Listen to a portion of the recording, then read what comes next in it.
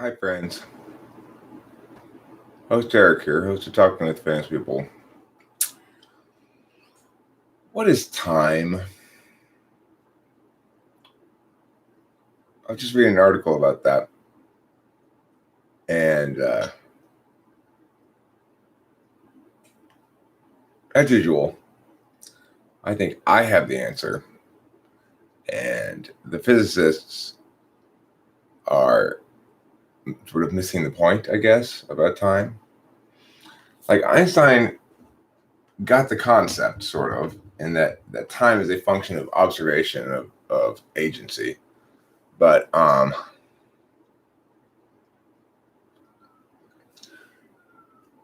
you talk about physics is the logic of the external world outside of individual human beings. So quantum mechanics treats time as though we're just there in a constant and ignores that vector when doing its science. High L ovophorose. But of course, time and observation are very closely linked. It's meaningless to say there's any passage of time without observation. It's obviously nothing exists that's not observed. But time, of course, time is the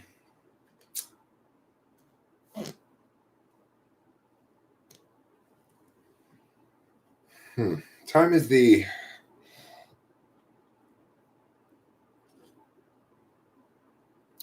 time is like speed of a car. So the fact that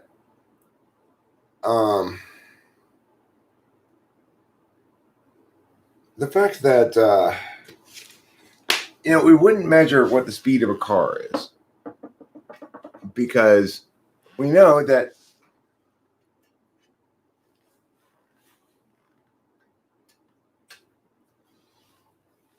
correct, Pedro Castro, correct.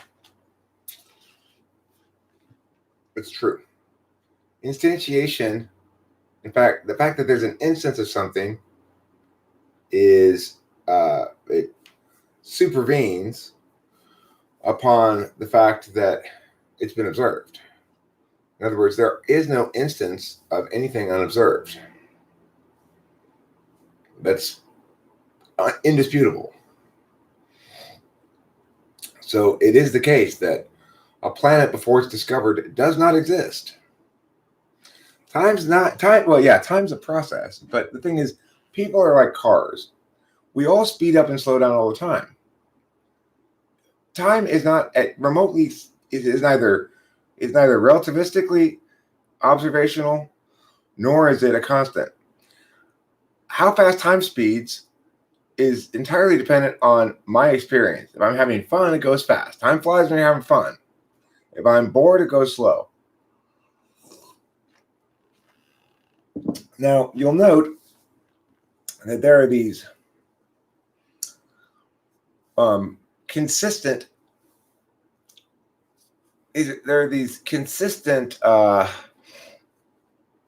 physical cues that allow us to coordinate about time together all the time. Like, the fact that the sun goes around the earth gives us a cue called night and day.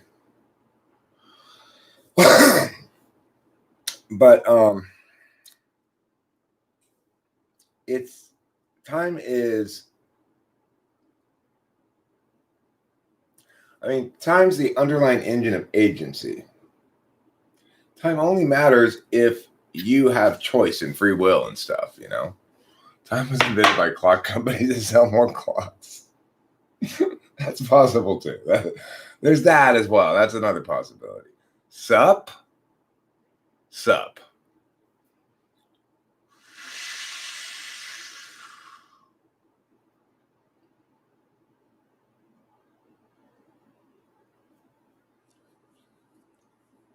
I want to make a line of greeting cards called "Sorry You're Wrong." I'm so sorry that you're insistent on believing what you said. Turns out you're wrong. Love, Eric. On this day of your great wrongness, I have purchased this card to commemorate the occasion and to remind you just how wrong you are. Love, Eric.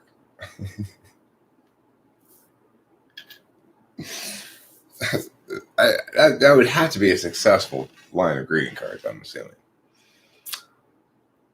Yeah. So sorry you're wrong.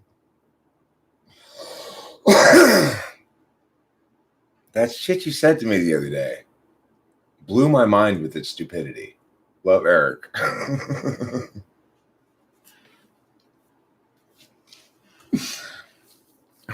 I never thought such toxic garbage could come out of a person's mouth. Love, Eric.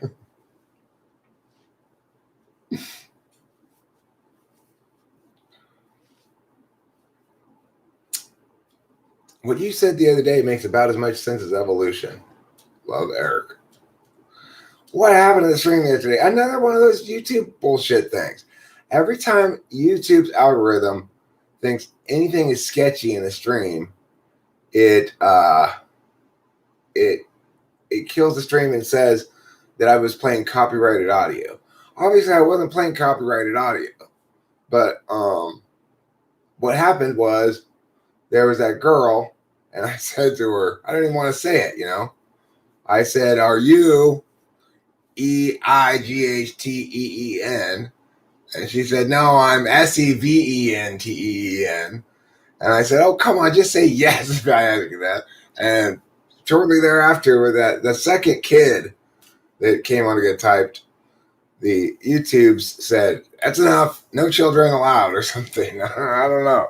The thing is, I'm a school teacher, so I'm really accustomed to talking with kids and working with kids and stuff.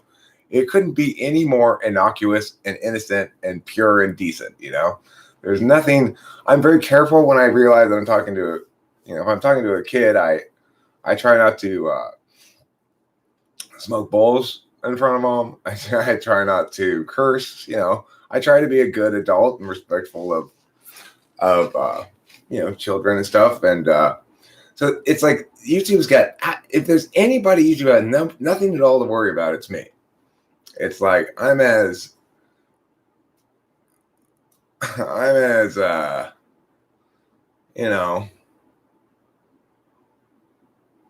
did I ask if I didn't ask them if they slay the puss. I didn't ask either of those two that question.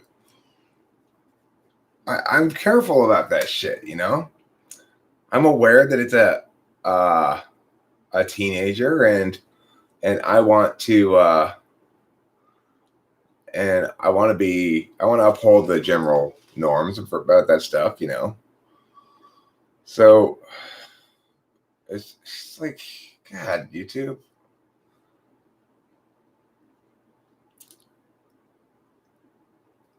Is free will even possible for the proletariat? Free will has nothing to do with social class.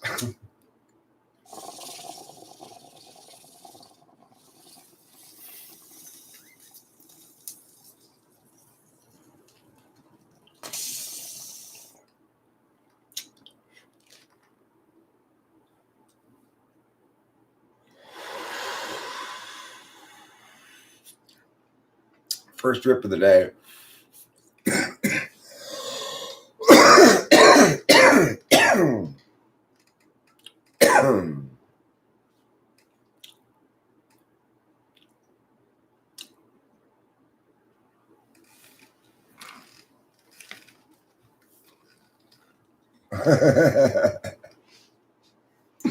That's funny, Pedro Castro.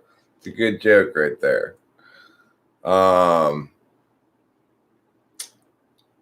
There's a bumper sticker I saw one time that I liked a lot. It said, "Think about honking if you like conceptual art." Think about honking if you like conceptual art is it's just a spectacular bumper sticker.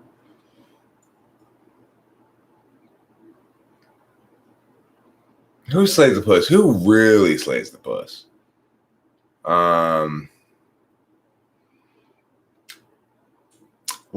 Alma, you have one. So you'd be better equipped to know who slays it than I. Having never had a puss, I've of course never had my puss slayed. But if I were to allow someone to slay my puss, I'm sure it would be a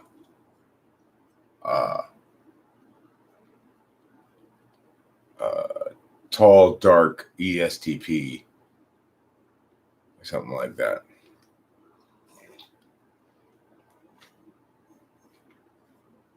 Well,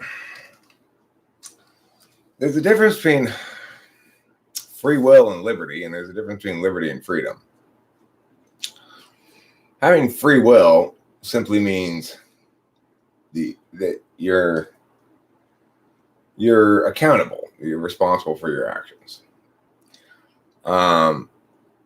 Having liberty means you are not explicitly constrained by law or rule very much.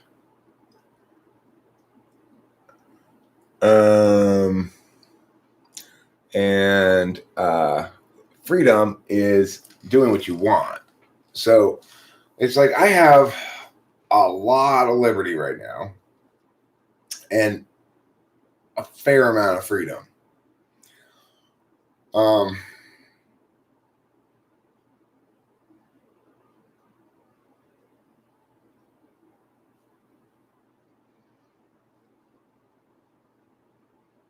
You could say about time is that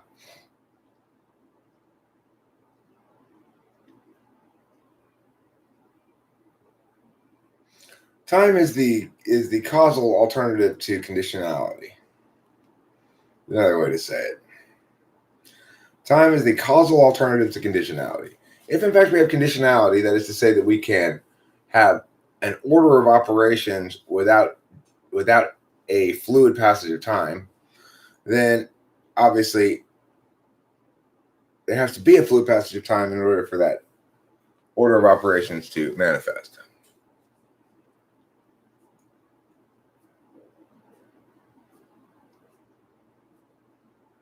Yeah, I've seen some worrying signs during this pandemic too, but I'm seeing some good signs in America right now, which is a generally widespread acknowledgement that this was a bad idea, that Eric was right the whole time. I mean, people aren't saying that, but Eric was right the whole time. I did explain this is exactly what's going to happen, and this is a terrible idea. I did all that stuff. So the rest of the country is sort of coming along and be like, fuck these masks. This is stupid. Let it run its course.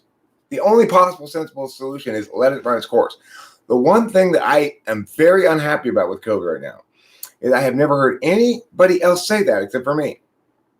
That's not an expression that's become the alternative to the current status quo. The alternative to the current status quo should be let it run its course. But those narratives aren't out there. You're right, Cloud. Time is the manifestation of your will. You nailed it. It's also the manifestation of my will. And Winston's mom and Octavia Silva's and C.J. O'Connell's and everybody else equally for themselves. All right, so C.J. O'Connell, this is kind of dark, but when Cloud says we are affected by a evil Lucerian force, I get alarmed because the idea is indeed alarming. How seriously I would take conflict? Not seriously at all. It's called NI, fourth slot NI nonsense. The thing is, I remember when my friend Corey and I were both doing meth back in the early 2000s. His NI went a little off the rails in that regard, and he started getting really into that kind of stupid nonsense. And what I explained to him then, and I explain now, is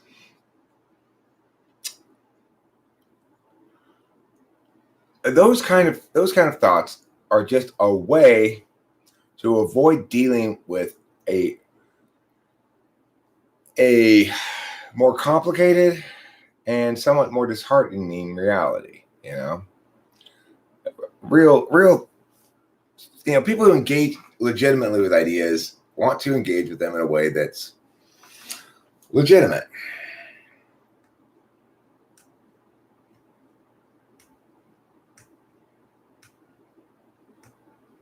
Well, I can't trust what you say, Cloud, at all, because you've acknowledged that you are infected by an evil Lucerian force. Right? See, the only person Cloud can know who's infected by this is, CJ, is Cloud. So we shouldn't trust what Cloud says because he's acknowledging that he's infected by an evil Lucerian force.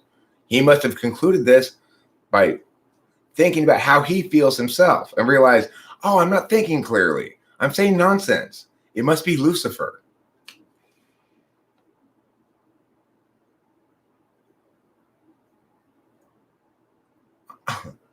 You judged yourself, Cloud. You said you're infected by Lucifer. I'm just going with what you said. I mean, I know you're not saying I'm infected by Lucifer. So if you say we, you must be talking about you and your friends. So you said it, not me. No, you're infected. You said we are infected. That's plural I. Well, I'm not. The world, am I infected by Lucifer, Cloud? Because I'm not.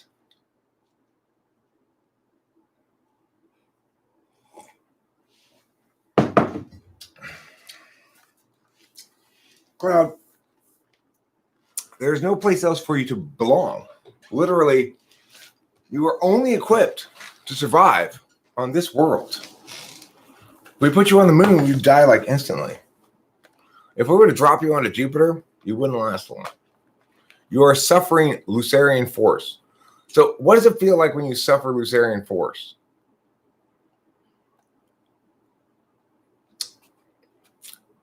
I haven't heard, I'm not exactly familiar with Sam Harris's arguments against free will, but I can prove free will in very straightforward fashion, which is conditionality proves free will. Conditionality is free will. The fact that we can conditionally consider a given action before we take an action proves free will. The fact that once we've causally taken an action, we can't go back and reverse it proves causal time. That's it. Everyone's infected by Lucifer? Not me. I took anti-Lucifer antibiotics. Anti-leuciotics. I took a stiff regimen of strong anti-leuciotics, and now I'm no longer infected by Lucifer. No, it's not universal. That's the thing. This is the thing that Cloud doesn't get, is that if there's one thing that's definitely not universal, it's magical thinking. It's the ultimate in subjectivity, you know?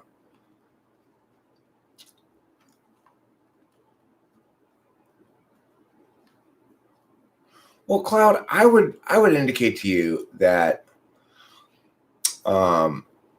it's never a good idea to deflect truth, whether by humor or defensiveness or just gobbledygook. It's never a good idea. Eric, please think before you speak. Take time to think. What am I not? Am I not thinking before I speak? He argues most of our decisions are unconscious. Well, I mean, I agree. It is true, Pedro Castro, that we're largely autonomic beings. Free will is the highest manifestation of human existence, and it doesn't represent the normal state of behavior. One is as free as one is able to metacognate oneself into freedom, and as free as one wants to push oneself to be.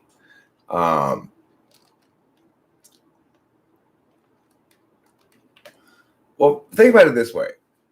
There are very few instances in life where we have a genuine moral question before us that we have to decide.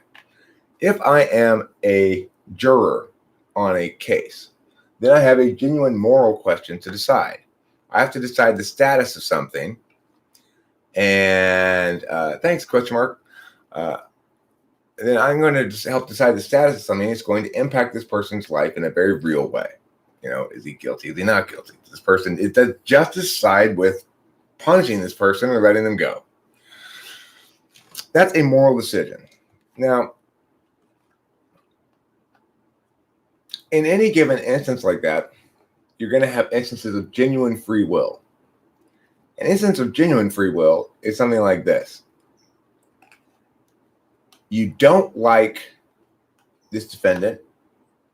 You think he's probably guilty, but you know the prosecution hasn't done its job and proved it beyond a reasonable doubt.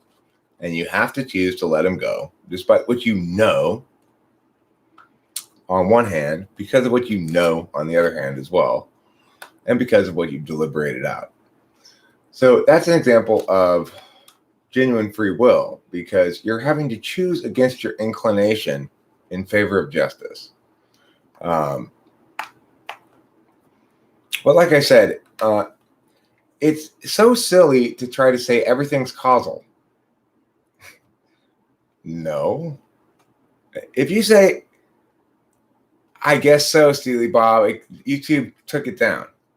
YouTube took it down.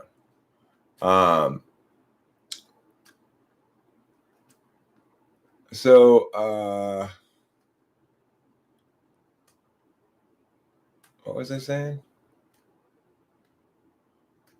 I was saying something. Oh, right.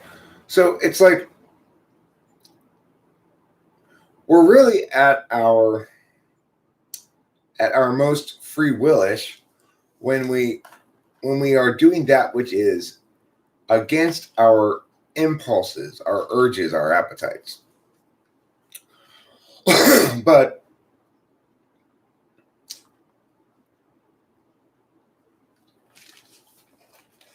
Mike, yes, it does. Okay, let me finish this thought before I defend Christianity properly. People who understand Christianity wrong are always wrong. Okay, so but see, that's not an argument against free will. That is not an argument against free will. There's no reason to presume that needing to control our own thoughts is required as a precondition for free will. Our thoughts are predetermined, and this has been shown by experimentally, hence we have no free will. Of course, nobody ever acts as though we don't have free will. And if we were to actually implement that as a frame and let it trickle down, then we discover that, of course, it doesn't work at all. And it's not representative of reality.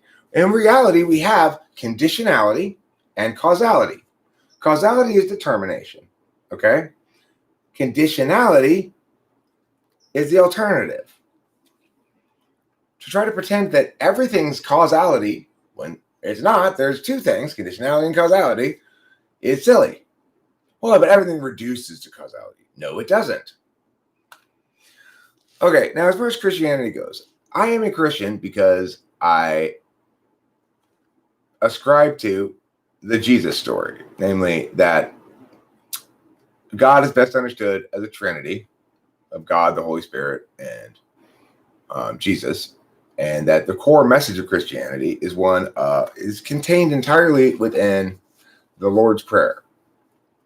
Everything you need to know about Christianity is in the Lord's Prayer. Our Father who art in heaven, hallowed be thy name, thy kingdom come, thy will be done, on earth as it is in heaven. Give us today our daily bread, and lead us not into temptation, but forgive us our trespasses, as we forgive those who trespass against us. For thine is the power and the glory and the kingdom forever and ever and ever. Amen. Everything you need to know about Christianity is contained in that prayer. It's about prioritizing the magical positivist morality of God over your own will. In other words, it's trying to make you determinist on a moral level. It's trying to choose to be, as an act of free will, to choose to be determinist on a moral level. So,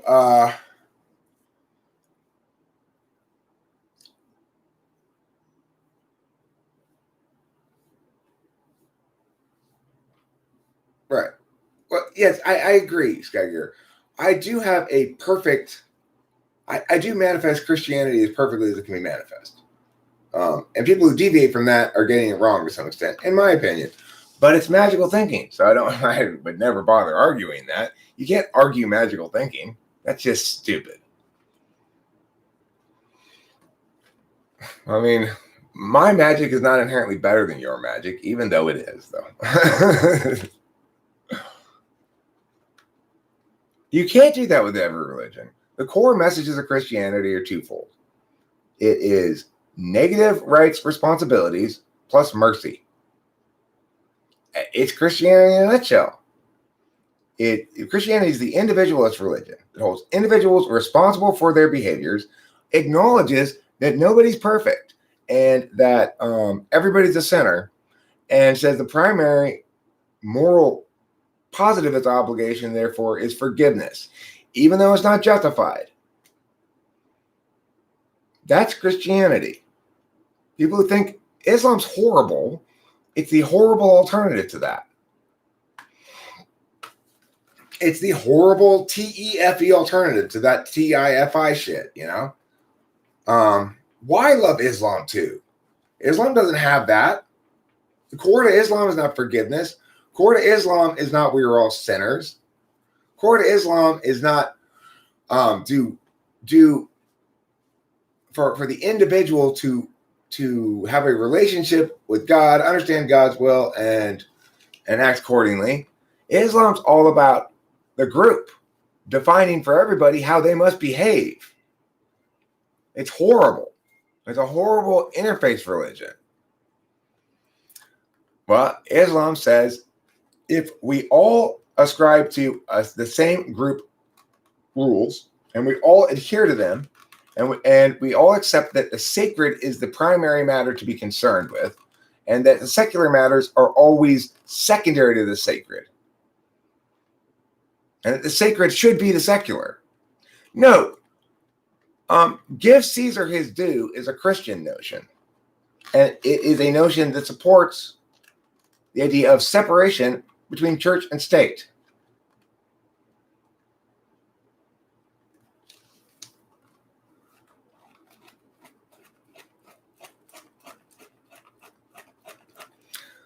Okay, well, this is the problem.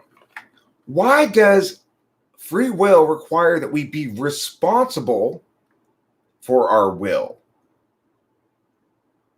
I mean, we have to be accountable for our actions, and we are.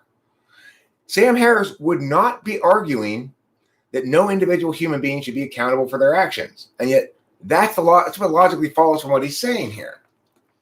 He's a third slot TI person. He's an excellent third slot TI person. I respect Sam Harris more than I respect a lot of those people, but he's not very good compared to me anyway at TI and philosophy shit. He assumes his basic frame. He doesn't dig into what language is doing. You can't philosophize successfully unless you dig into what language is doing and why it's doing it.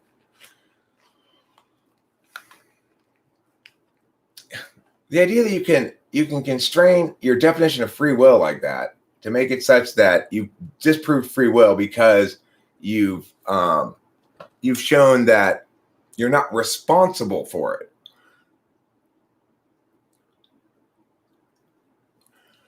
The thing to remember is people take action. Now, we examine after the fact, did they freely take action or not? What's the distinction between freely taking action and not? Well, we can come up with instances where somebody is not freely taking action. In other words, I can have a cattle prod and be cattle prodding you into going that direction. You would then not be said to be acting freely. You'd be acting against your own wishes. The fact that you have a preference for action A or B, and that you don't always go with, and your preference varies from immediate preference to sort of long-term preference. The fact that sometimes you are able to choose what you feel like doing, and sometimes you have to do what you have to do, quote unquote, is proof that there's a varying degree of liberty and freedom in one's choices. In other words, one's choices and one's actions can be more consistent with one's desires or less consistent with one's desires. Every possible piece of actual evidence we have in the world to say, do we have free will? It says yes. There's no possible way we could live in a world in which people are treated as though they don't have free will. So that's a perfectly reasonable test, right? Okay, well, let's test it. Is the world more? Does the world make the world? Is the world exactly the same whether we apply rules or uphold rules, and whether we don't uphold rules? So, for example, in schools, let's say I would have two different classrooms. In one classroom, I have some rule that says, if I have to scold you for talking 3 times, then you lose recess. And I apply that rule consistently. And in the next classroom, I have that same rule, but I don't apply it at all. Will the outcome change? Of course. So, in fact, it is the case that if I'm controlling their will less, they behave differently than if I'm controlling their will more. So obviously there's free will. Christianity still needs the Mass and the liturgy to be complete. Otherwise, you're not engaging your emotion in the entire process of repentance. Yeah, that's like a lot of people seem to think that they can, that their magical thinking rules apply to me. They don't. Of course not. I have a much better understanding of magical thinking than they do.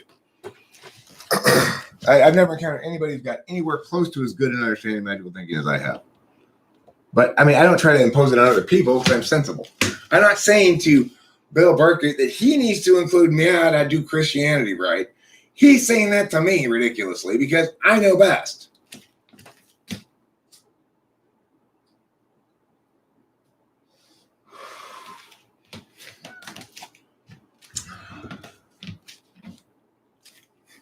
Was he black, Leroy? Was God black?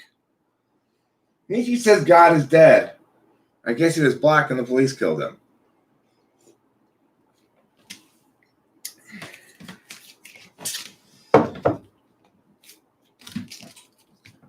I mean, I agree with you, Cloud, that the freedom of one's will is on a spectrum.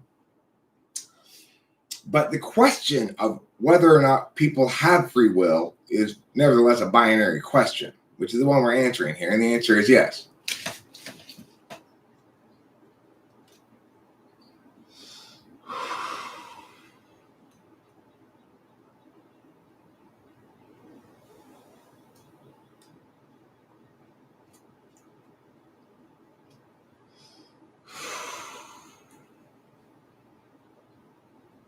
So yeah, I really like the Lord's Prayer. The Lord's Prayer feels to me like proper magic, you know? It says a lot, and it says it very precisely. Just think about the wording of the Lord's Prayer. Our Father who art in heaven, hallowed be thy name. Thy kingdom come, thy will be done, on earth as it is in heaven. It's so, you know, it's so epic.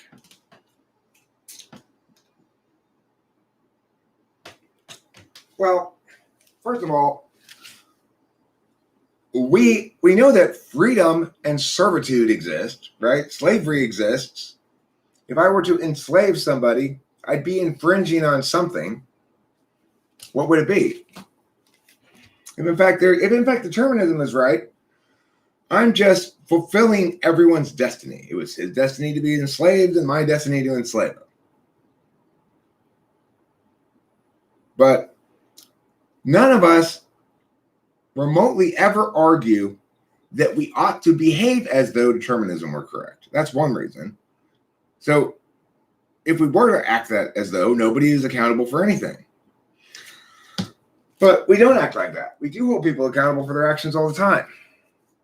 And so what's one important thing to remember is that Sam Harris is talking about statuses of philosophical concepts that are constrained by his definitions that are linked very loosely to reality.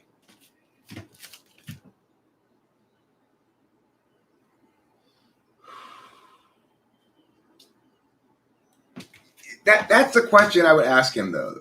And I don't know how he would answer it, how anybody would answer it is, okay, so what is it that we are taking away from somebody when we enslave them?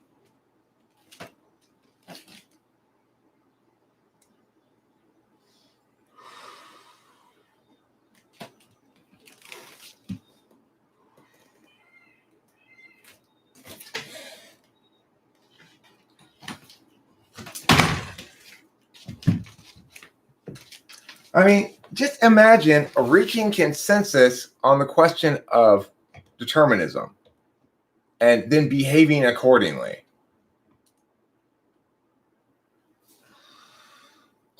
No, you violate their rights. What do rights come from? Rights come from the idea of individual agencies having ownership of their agency.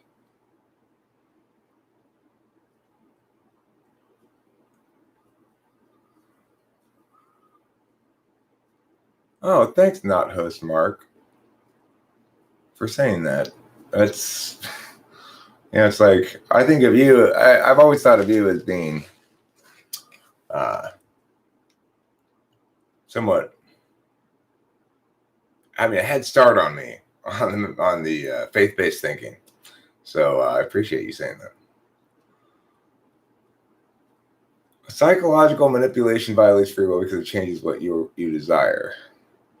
Well, I don't think it changes what you desire. I think it uses your vulnerability against you, which is sort of negative. Rachel Lapalosa, my extraordinarily special angel wing pants.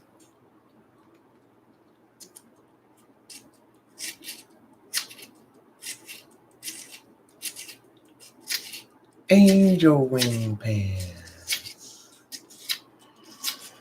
So yeah, I like the Lord's Prayer because of its epicness in general, right?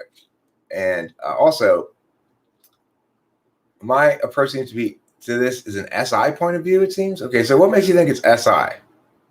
I mean, you're sort of right. It's experiential, but I see faith-based thinking as fundamentally in the SI, NI, FI realm. I fit it into my meta frame with TI, but look, the thing is, you have a choice in life. Everybody has a choice in life, and the choice is between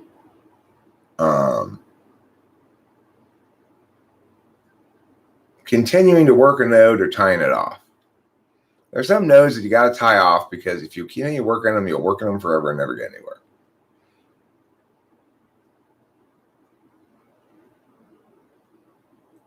Can Krishna Samapagu. What? I think so too, Cloud. I think free will is like a muscle we need to train. I like that way of putting it. It really is. Children, are much more reflexively reactive than adults. And that's another indication that people get control of their urges and desires and immediate appetites and find a more sustainable way of being, Eric, what's my favorite symbol? My favorite symbol? I like the infinity symbol, I guess.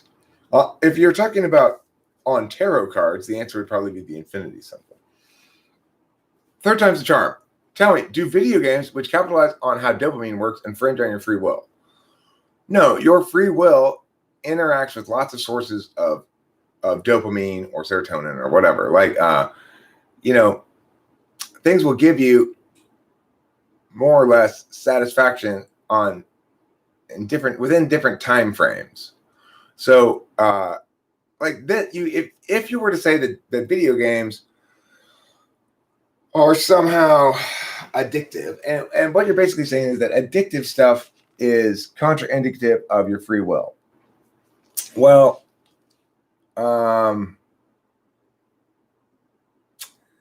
yeah, it is. It's true. You are at least your will's making a deal with something long term.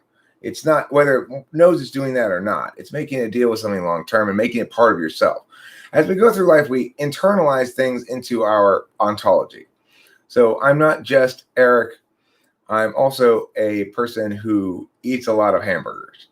So in that regard, in an SI sense, who I am is partially that when I'm hungry, I want to go get a hamburger. Yeah, Sam Harris is definitely an INFJ. A very bright INFJ. I mean, a very TI heavy INFJ. But definitely an INFJ. You can see by how slow he is in doing his TI processes too. You see him lecture and stuff. He is so deliberate in his thinking and so careful. He wants so much for it to TI validate. It's like he's an INFJ who said, I am going to, instead of just getting frustrated and being quiet when my NI is challenged, I'm going to TI justify it all. All right, God damn, I'm going to TI justify it all.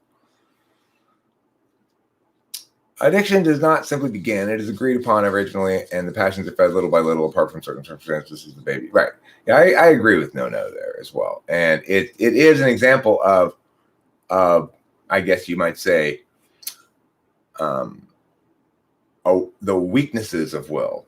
So we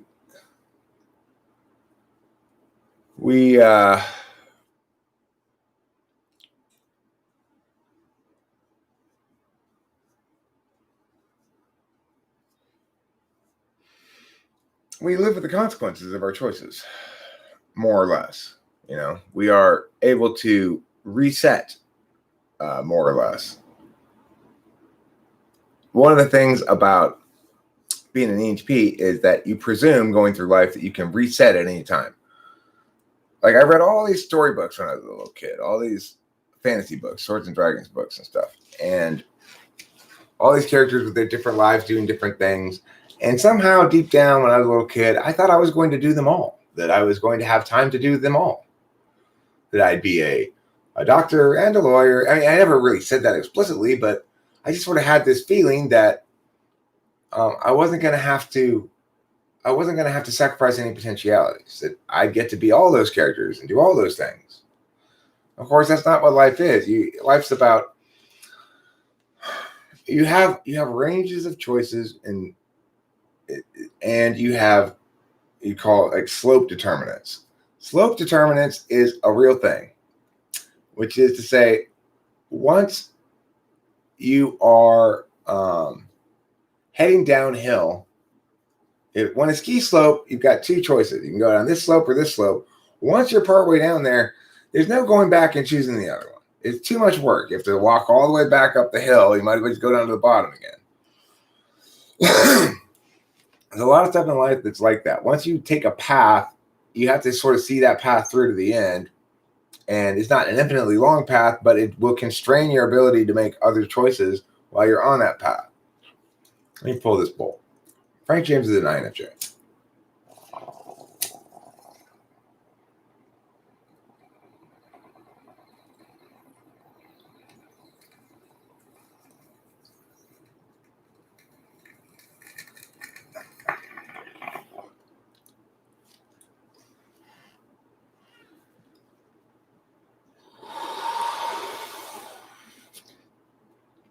Of course, when I was a little kid and my grandfather was telling me the Lord's Prayer, I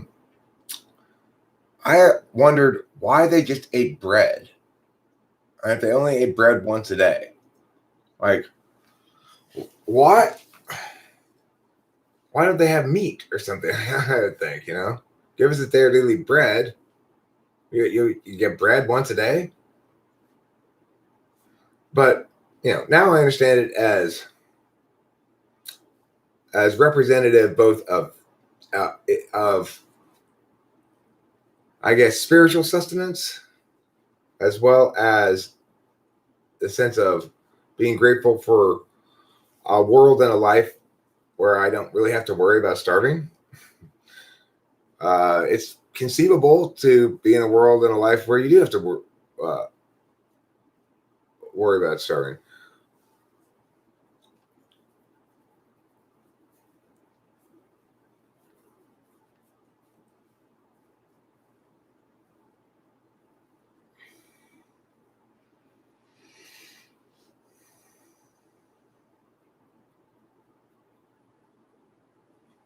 I mean, look, if you look at it from above, you treat each of the agents you're looking at as though they have free will. In other words, they aren't completely predictable. It's from the perspective of somebody trying to analyze and predict data points in a system of agents, it would look like a chaotic system, not just with multiple agents, but within a single agent. In other words, completely unpredictable to an outside observer. Not completely, but not fully predictable. Only predictable to a point and for so long about certain things. So it's like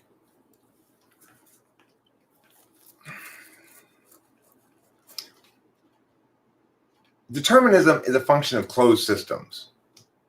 And we know that human consciousness is not a closed system. In other words, if a psychologist tries to analyze me, okay, so you've probably heard of the Milgram Test, where there was a test for basically tendencies towards agreeing with authority, and they'd bring the person in, and there'd be a couple doctors in lab coats with clipboards there, and they'd say, okay, every time the person gives a wrong answer, give a shock. And then the shocker would hear the person screaming in the other room as they put the shocks, and the doctors would tell them to just please continue. We can't stop. This is an important experiment or whatever. And a lot of people would go all the way through to the end, even after it sounded like the person in the other room was dead. So the point of this is, if learning about the Milgram test makes me not subject to it anymore. In other words, if I were to participate in an experiment and they were to ask me to push a lever to shock somebody or something equivalent, anything equivalent or anything with that same moral component to it, I would have already learned what they're trying to. I would have already learned the lesson that supposedly people haven't learned yet. So in other words, that test is designed to show that people are subject to this kind of manipulation. But once you've read about the study, you're not subject to that kind of manipulation anymore. That's what it means to be an open system versus a closed system. When I teach about grammar and I say, well, if something answers the question why, it's working as an adverb. Adverbs don't get to try to trick me then and switch it up and go, aha, nope, see, now I'm answering the question why, but I'm an adjective. It can't do that. It's a closed system. It's entirely 100% predictable in that regard. It's conditionally certain. So the thing is, when we're talking about determinism, free will, and stuff like that, we need to remember that they link to certainty. And certainty is determined in conditionality because it's conditionally certain. And certainty is determined on the impact after the action is taken on the causal level. In other words, you can't undo shit. You can't push Control Z and undo it. It requires you to take a new kind of action. So the thing is there certainty on both sides? Yes. Free will, the free will argumentation stuff, the determinists are trying to say the certainty of conditionality means that the certainty of causality is on both ends of the action, but it's not. It's only on one end of the action. Basically, Sam Harris's fundamental mistake is saying, because I can establish this as conditionally, because I can establish causality as conditionally determinate prior to the action in the conditional realm, therefore it must actually be that in the causal realm. And that's just silly. It's like saying because well, it's like saying because I enjoy the taste of chocolate bars, eating chocolate bars must be a moral good.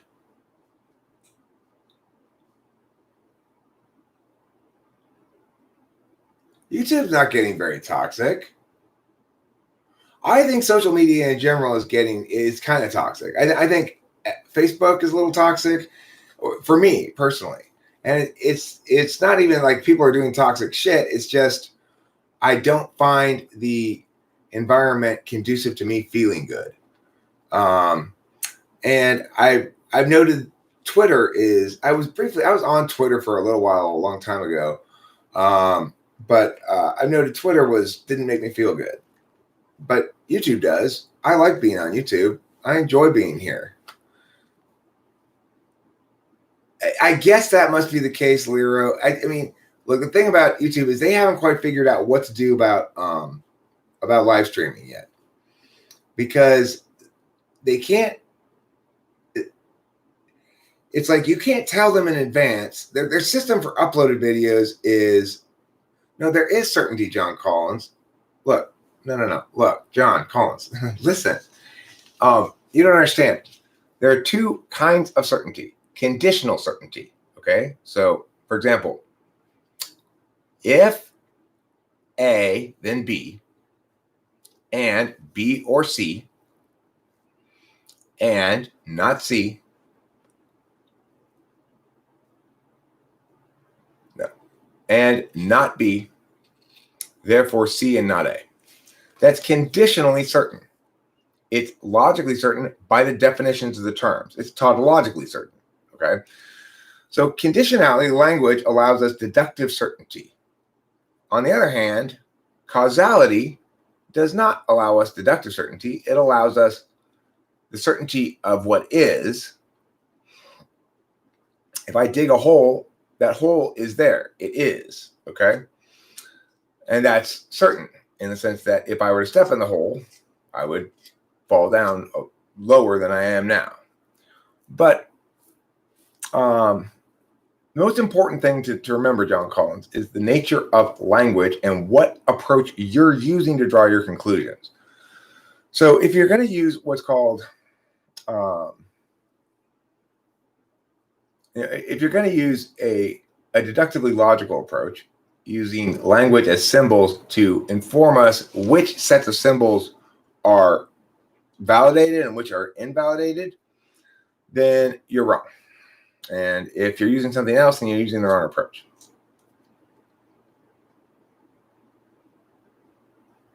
It's not that they don't value logic, that they're selfish with what they learn, how they use it. Peace. Is there a space between causality? I mean, look, causality is the inevitable reality that ensues when you have agents moving through time. Because time that has passed is no longer re-experienceable, those moments from the past, and time in the future has not happened yet. We have, and because the agents are sentient, there's two levels of being, the metaphysical and the physical, and specifically 4 fields. Is it possible the personality types are the result of past lives, karma, Eric? I don't know anything about past lives and reincarnation and stuff like that. I mean, to be honest, I don't really buy into any of that stuff, but it's hard to say. It's all magical thinking, so who cares about being TI polar when you have SE polar people to watch try to paint a house? It'd take years. It's not that they don't value logic. I read that one already.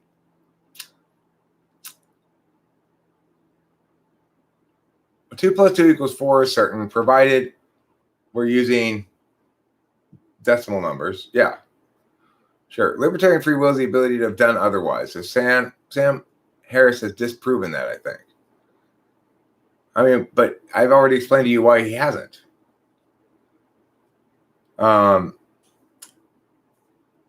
First of all, the ability to have done otherwise is similar to the definition of causality in reverse. Which says it would not have happened but for the consequent would not have happened but for the antecedent. Is causality, right? So the thing is, there are phenomena that emerge from complex sets of antecedents, and there are outcomes that emerge from simple antecedents. If I drop this on the table here, that sound is the consequent of a very simple antecedent, my dropping the lighter. However, other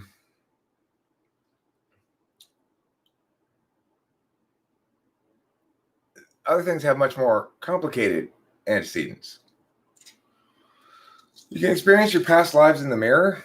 How do I do that? I've been told by a tarot card reader one time that in most of my past lives I was a woman, and it resonated as true to me. I am rather womanly in a lot of different ways.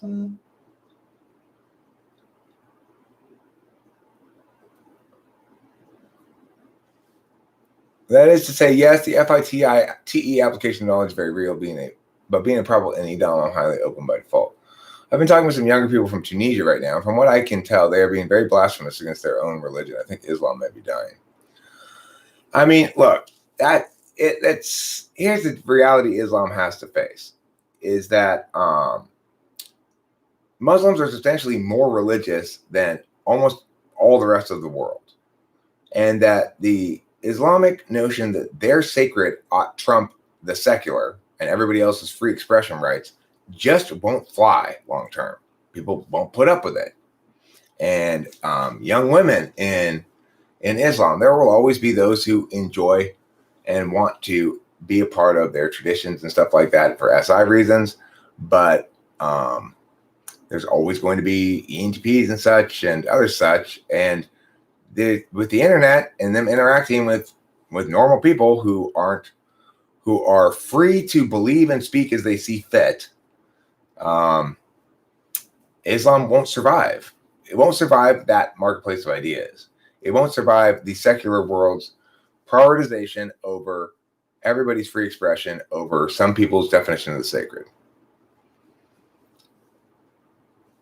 I mean, the thing is, when you have the entire country of Egypt demonstrating to get a filmmaker deported to Egypt so they can be put to death for insulting Islam, you are really engaged in massive pre-Enlightenment thinking that just can't be sustained in the modern world. I mean, it's insane. Yeah, pre-Enlightenment thinking. That's what I'd call it. Right. Well, because anybody who's for parties that are trying to maintain unnatural states of control, like North Korea or China or Islam, they have to hide information from people. They know their shit doesn't sustain in the marketplace of ideas. That nobody, if their ideas had to compete against better ideas fairly, they would lose.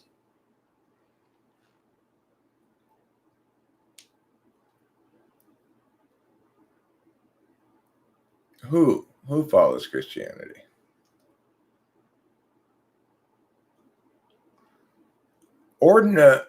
Advent Media is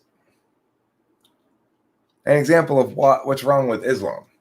Advent Media hates religion and comes in here and is always talking smack about religion.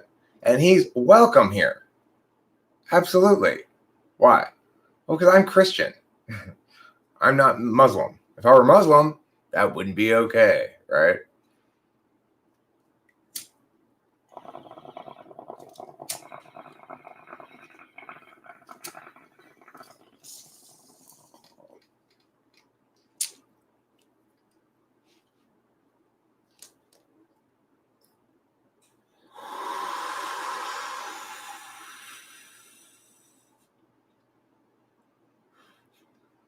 I mean, I didn't say libertarian free will was real as you defined it.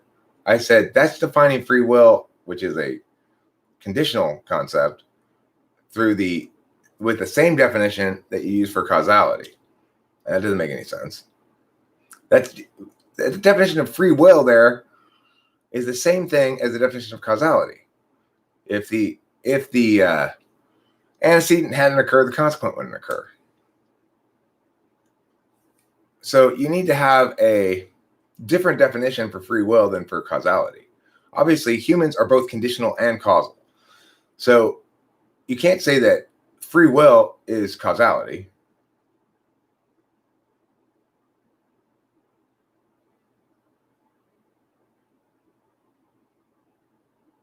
Yeah, religion is a form of magical thinking. It absolutely is. Why does that prevent you from believing it?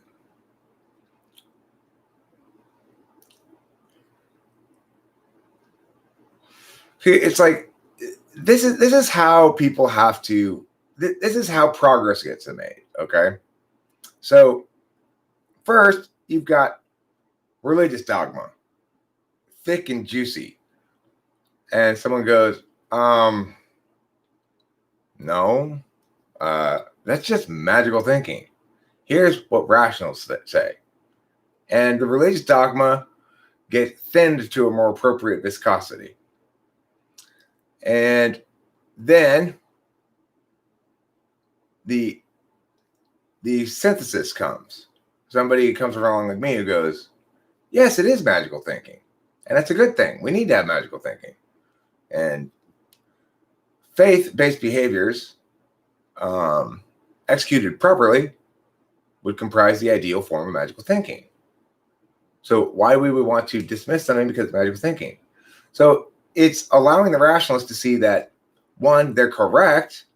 It doesn't validate on rationalist metrics. No point in fighting that. And two, they too can have access to this. They don't have to deny themselves of it because it does fit within a rationalist metaframe if you do it properly. So that's why I co-opted those words, magical thinking. I made it a good thing. I reclaimed those words.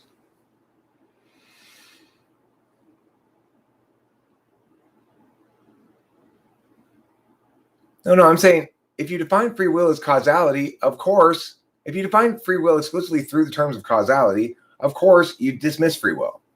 If you were to say, is it the case that I can prove that if the antecedent had been different, the consequent would be different? Well, sure. Obviously, I can prove that if circumstances had been different prior, then I would have behaved differently, probably. And if they were different enough, I definitely would have behaved differently, right? So all I have to do then, if we define free will in terms of causality, all I have to do is show that when antecedents change, consequences change. And suddenly I've proved free will doesn't exist. Well, sure. If you define a dog as a cat, then there are no dogs. That's true. If you define every direction as up, then there is no down. That's true, but stupid.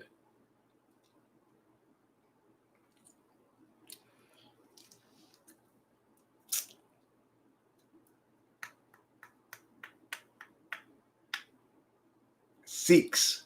I've met a couple of Sikhs before. They've got those crazy hats. What kind of religion is Sikhism anyway? Is it the same thing as Hinduism? Is it a variety of Hinduism? It's like Hindu with sparkles. What is a Sikh? Is it a Hindu with sparkles? Do Hindus call themselves Hindus? You know how Islam, it's like Islam's a religion, Muslim is the person, and but Christianity is the religion, Christian is the person. What is Hinduism is the religion? It's just Hindus, right?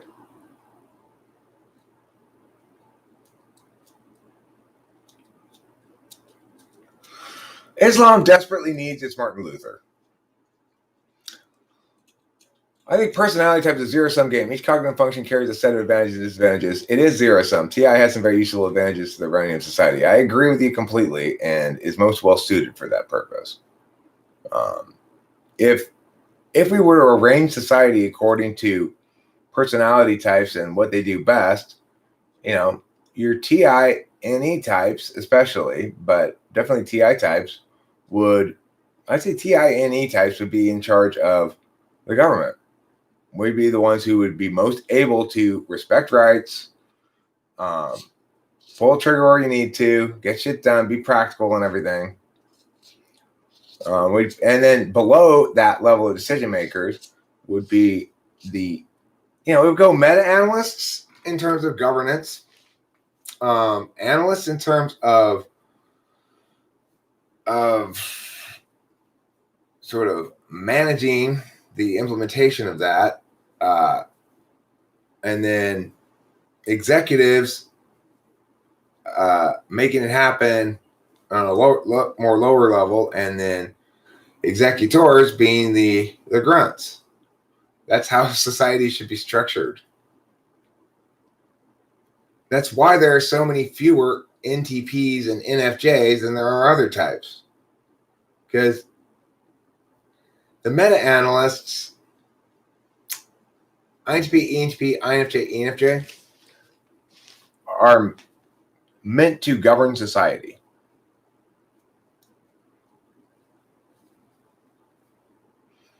They're the ones those are the four types that exude the most confidence about leading. Now, it doesn't mean they want to be leaders. ENTPs are not particularly, don't want to be leaders. INTPs don't want to be leaders. But in terms of, what I mean by leadership is ENTPs and INTPs are the most correct and are the most willing to be like, no, so in that regard, that's leadership. Standing up against bad ideas is leadership. Promoting good ideas is leadership. We don't necessarily want to boss people around at all. That's another reason why we're meant to be leaders. We're the philosopher king. But NTPs and NFJs, all four of those types are necessary to win the hearts and minds of the people, and to be correct and to make the right choices.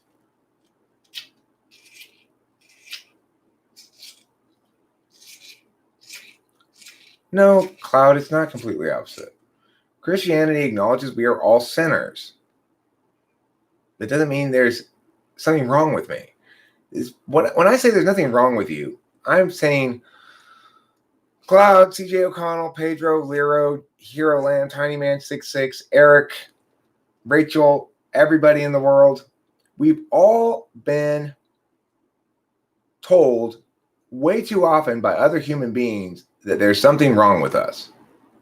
And most of us have internalized that to some extent or another. And I'm here to tell you, I'm here to set you free. There is nothing wrong with you. God loves you. You're no more a sinner than everybody else. There's nothing wrong with you. I'm not promoting complacency. When I say there's nothing wrong with you, I am not promoting complacency. I am addressing a fundamentally limiting and false belief that many people have internalized, including me, that there's something wrong with me. Everybody else seems to understand better or whatever. It's bullshit. So I'm here to tell you there's nothing wrong with you. Tiny Man 66, when my sponsor in AA finally told me that, like a year after I left out AA, after battling with him because I smoked pot, and a year after that he said, I don't know anything, Eric. There's nothing wrong with you. And I burst into tears. Like nobody had ever told me that before. All we ever hear from other people is what's wrong with us, it seems like. Or maybe what's great about us. But nobody ever tells us there's nothing wrong with you.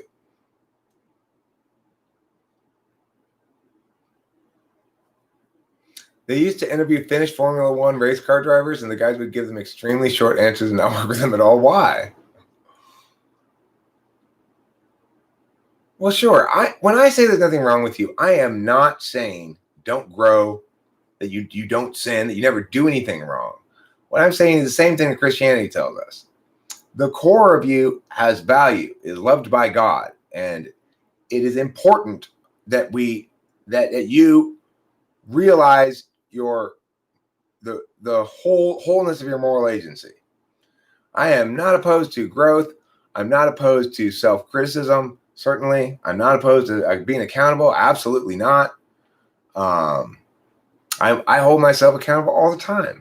Every time I feel like I mess up and do something that's morally questionable at all, even if it's just being careless with someone's feelings, I ask for forgiveness.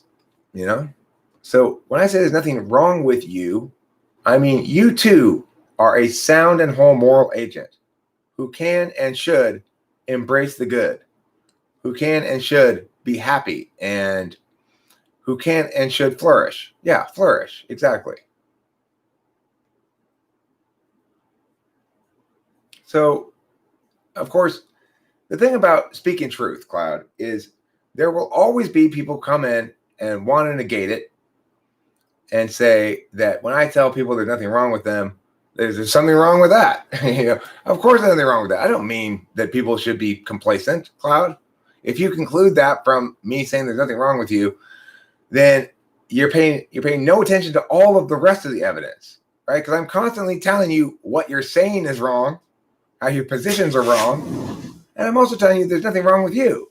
Those are not mutually exclusive things. I come bearing a gift for you. Thank you. You found it. Yes. My precious wonder. Thank you, precious God, I darling. love you. Kisses. Kisses. We like kisses. There's nothing wrong with the ESFJs. There's nothing wrong with ESFPs. And I'm going to have to agree with Rachel here, even though I might sometimes say things to the contrary. There is nothing wrong with ESFPs. Cloud, I am so appreciative of you being here. Okay, I want you to know that. I greatly value your presence. You are an ESFP who's here. You're fierce, you're proud, you're flamboyant, you aren't afraid to rough and tumble. I'm not drinking chocolate milk. Why the fuck would I be drinking chocolate milk? Why? I know it's coffee. It's coffee, not chocolate milk. Is there fresh coffee? Yes, there is. Oh, yay. Thank you. We learned that they don't all agree at all, John Ryan Barron. If we try to distill them down to a single point of agreement, we discover that they are actually in disagreement with each other.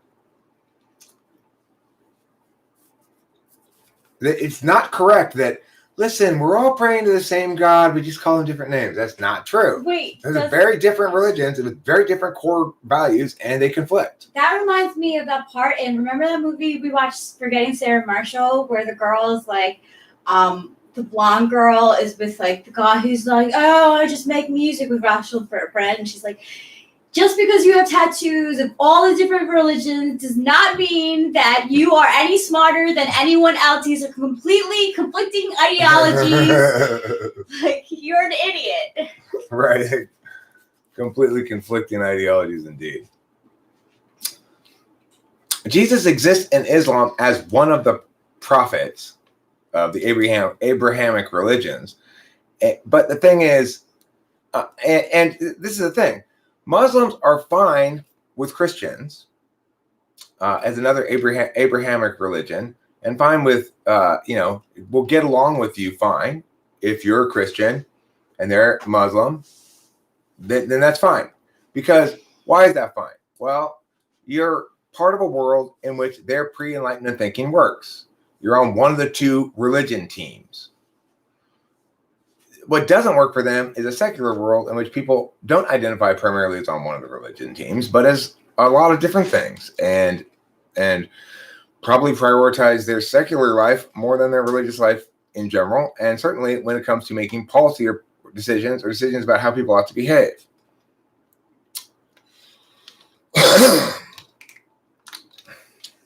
I'm not drinking chocolate milk. Why do people keep talking about chocolate milk? I don't like chocolate milk. I mean, if I made it myself here with some whole milk and some Hershey chocolate syrup, I'm sure it'll be delicious. But I just don't drink milk anymore. I'm lactose intolerant.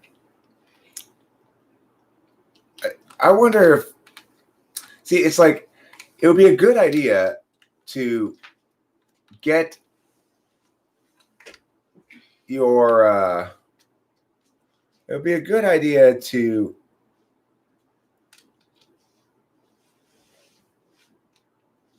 Raphael, you made me lose my train of thought completely with your nonsense. Okay, Christianity says love your enemies, then it would be a good basis to make laws. Because then you only kill them if you have no other choice. That's a good point. That's a good point. Obviously, when Christianity says love your enemies, it doesn't mean make love to your enemies. It doesn't mean take your enemies on a date. It doesn't mean give your enemies a sensual back rub. It just means treat them as human beings. Because I didn't see the second part of it yet, Raphael. I reacted too soon. Okay, I only saw the first part. I didn't see the second part. I reacted before I saw the second part, and then I realized when you put the second part that you were right. So and now I'm acknowledging all that. Okay, I'm not going to apologize. I didn't do anything wrong to you. I was just wrong. Being wrong is not a reason to apologize. Being wrong is something to acknowledge and correct.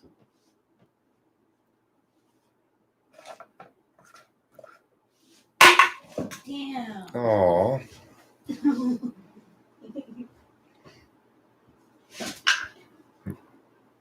You're chock full of capital letters, Raphael. What is a raw room? It's actually the whereby room. It's whereby.com/TWFP1 or TWFP2. Yeah, they're not particularly busy places, but you can probably find if you try going in there on a few different occasions, if you're persistent, you'll find some conversations. But at any given moment, you might go in there, might be empty. It's hard to say. Yeah, it's very hit or miss. Yeah. So, you think Jesus is fundamental to the idea of Nazism? What do you think the idea of Nazism is? It reminds me of an example of FI being imprecise and then having what they said nitpicked by TI users when the TI user isn't taking into account what the FI user is trying to convey. Yeah, right. I mean, and the thing is, if you don't have, as a TI user, an understanding of TI as a deliberative process that is one of multiple metrics one might use to evaluate something. Because, you can use an interface knowledge approach, which will respond to something in a certain way, or you can have a deliberation action approach to respond to something in a certain way, depending on which kind of deliberation, which kind of knowledge, which kind of interface. So, for example, if you go into a room where there's a person making dinner or something, the TI types probably won't conclude much of anything. Doesn't really conclude with TI there. The FI types will know how they feel about it or how they feel about the person cooking. The FENI types will be like, will position what the person's doing in a larger FE context. The TENI types might go,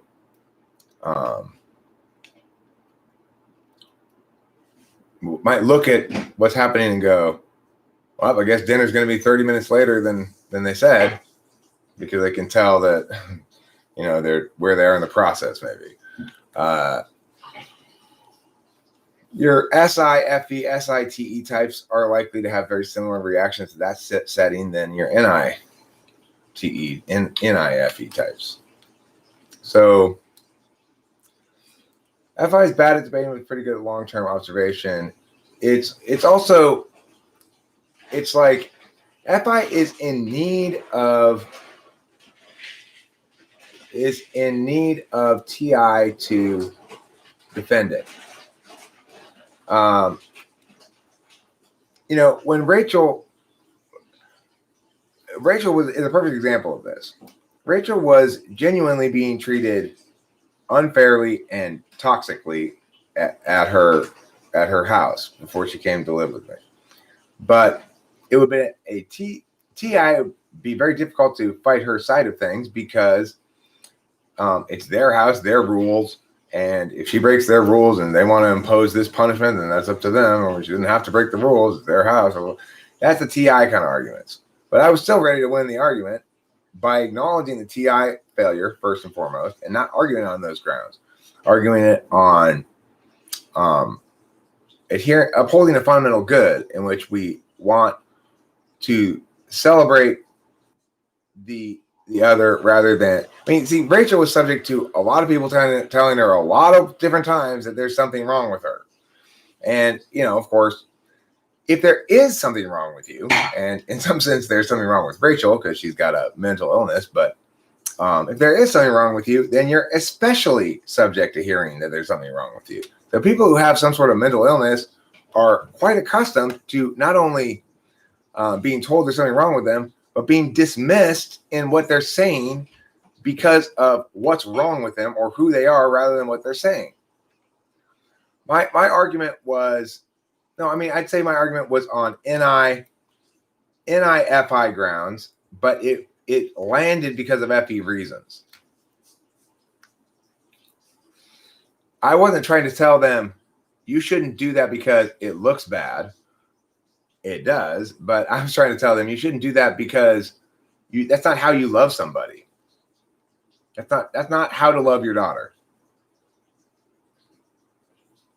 And the thing was also I didn't end up getting to have the argument even because the one I was trying to talk to was the brother. And the brother's an ENFJ. And the brother was desperate to avoid talking to me. Desperate. Like, no matter what else, I have to avoid talking to Eric. In fact, so desperate that he freaked out and tried to kick Rachel out right that minute, just so that I wouldn't have any reason to talk to him anymore or try to discuss this with him. The reason he didn't want to discuss with me anything was because he couldn't defend his behavior on any grounds other than as a homeowner. Like, well, I purchased the majority of this house from my parents and it's my house, my rules. Well, that's fine. But he's an ENFJ. If he'd been an ISTP, he might think that's adequate. But as an ENFJ, he knows it's not adequate. He knows it's not going to play well. He knows he's a narcissist and he is terrified of me. He's going to encounter me at some point, though, again. And he better be deferential to his sister, like head hung low, or else he's going to get my fucking foot up his ass. Thanks, man. Okay, you buy some house, but you dislike it for FI reasons, but buy it for TI reasons and end up disliking it. You buy it for TE reasons. Which means basically you'd be saying this FI part is better than this FI part. There's no way you'd buy a house for TI reasons. I don't understand what that would even sound like. What would your logic be? Do I have a diagnosed personality disorder? No. Do you? I obviously don't have any personality disorder. I have, I'm diagnosed as ADHD. That's not a personality disorder, but it's also not a real diagnosis.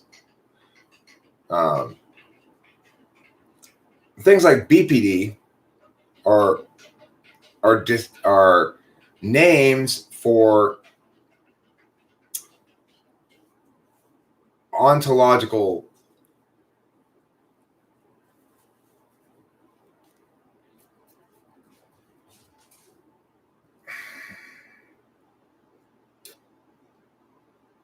I guess you might say deformities, like ontological deformities, BPD, that's one. And all real personality disorders emerge from the same fundamental place, which is a childhood that didn't allow the person to trust. And if a person learns they cannot trust in childhood deeply enough, then they're broken, and they probably will never get past that. Is there any more? There's a teeny little bit left. Do you have anything left in that bottle? I have one little nug. How much is in here? One little nug, Nothing. too? Nothing? Yeah, there's one little bong rip. Oh. It's a bong rip worth of shake or something. Okay. All right, so we'll go to the weed store today. I'll use this. This is good. Okay, cool. Yeah.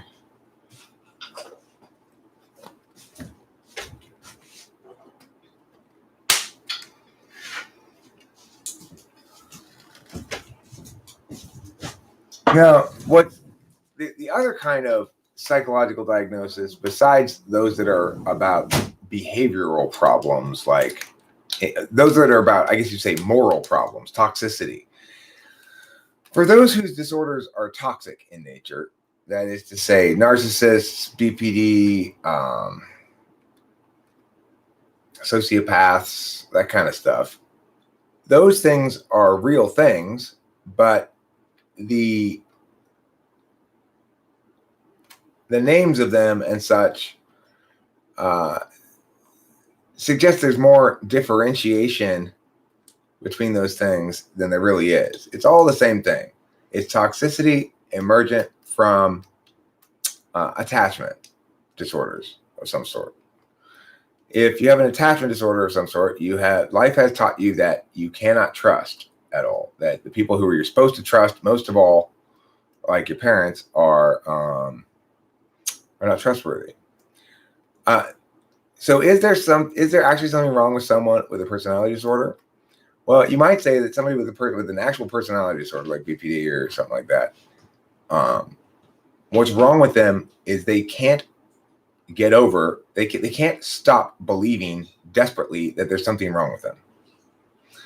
They will never be relieved of that misconception that there's something wrong with them. So in that regard, there's something wrong with them. But it's still the same problem, you know? I'm severely emotionally amused by my dad. He loved to guilt and fear torture his empath INFJ daughters. He noticed our vulnerability.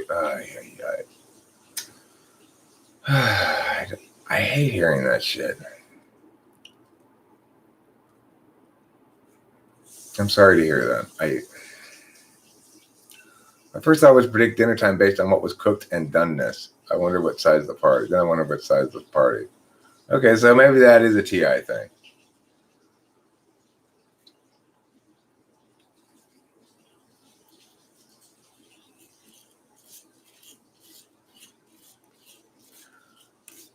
I mean, look. Yeah, it's having a terrible teacher. Okay, basically. So if you imagine growing up to be, in this analogy, the same thing as spiritual growth. And the analog to growing up is spiritual growth. Imagine if you were Leo from actualize.org. He's the equivalent of somebody who's been abused. If you grow up normally with good parents and you're well loved, you have a good attachment style, and you manifest adulthood and your relationships in your adulthood in a healthy fashion. If you've been abused a lot as a child, probably, and you may or may not be able to get over this, I don't know, but probably you manifest that as reenacting those relationships in your adulthood. So now let's look at Leo from actualize.org. He has a mentor, just like people have parents. His mentor has taught him about like Zen and stuff like that, Buddhism or whatever. Except what we see here is like this is what somebody who's done real, honest, and non-aggrandizing kind of magical thinking. Okay, they look like me. I am pretty comfortable in who I am. I've got a pretty good self-concept. but I don't think I'm God's gift to wisdom and gurus or something like that. Now, if you look at Leo at actualize.org, that's what it looks like when you do magical thinking and philosophy and meditation and all that stuff entirely wrong. You know about that stuff? You know about that site? Leo from actualize.org. Yes. Yeah. He's into like astrology and stuff. I don't know if he's into astrology or not. Yeah, he is. But regardless, what he definitely is somebody that nobody should listen to. No, he's an ESFP. And he believes himself to be some sort of super guru or something. Yes. And of course, I feel bad for him because he's gotten a lot of validation about that. And he's an absolute joke. I mean, just like the guy doesn't know shit about anything. All these things of wisdom that he thinks are so incredibly insightful are just like stuff that we toss around as you know, arguments in a subnode around here. I watched this one video of his where he spent like 16 minutes building up to the big secret he was going to reveal. And the big secret that only maybe 10,000 people in the whole world know is that the self, you, who you think you are, is an illusion.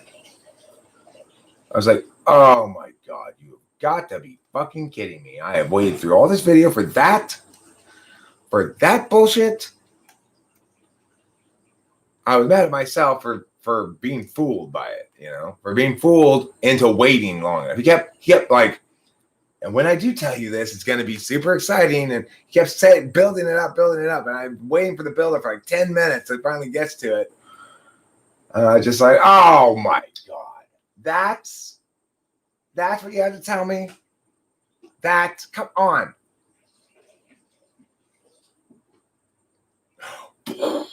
Mind blown. Me an illusion?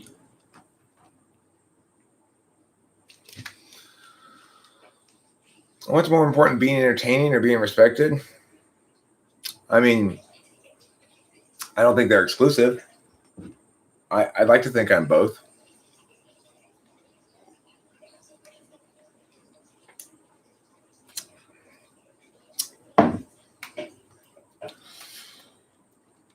I mean, it's the warmth versus competency question. The best people are both.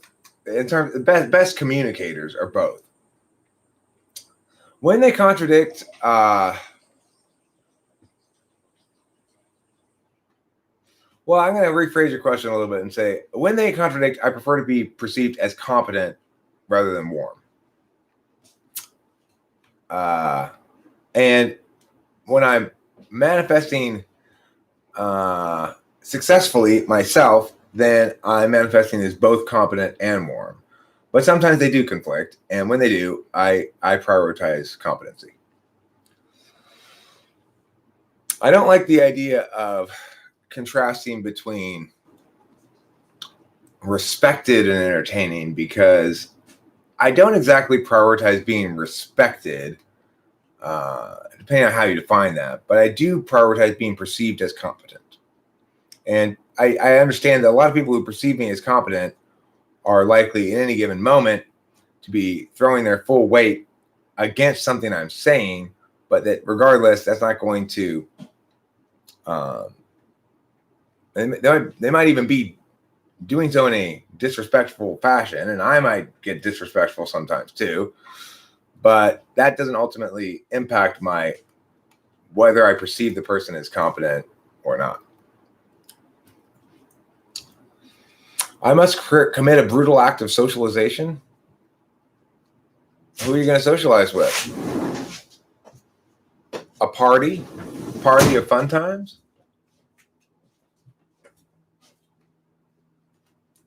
You're my party of fun times. Thanks, you're my party of fun times. I love you. I love you too. Okay, so I'm going to play now this song. Do I think everybody deserves respect? Well, I guess it depends what you mean. Certainly, it's not the case that I respect all people equally as a meow. If you say as I'm then absolutely not. Do I respect Bob as a thinker as much as I respect Joe as a thinker? No. Do I respect Bob as a guitar player as much as I respect Joe as a guitar player? Yes, or more, maybe, or something. But what do you mean? Do I think everybody deserves fundamental respect? Respect is a tough word to work with. It really is. I'm not sure what that means. So anyway, I've been trying to put this into a formally written song. This is what I have from yesterday. 30,000 days, 30 million expectations, few of which are even worth a damn. 30,000 nights spent alone with another, keep away the terror of the sound.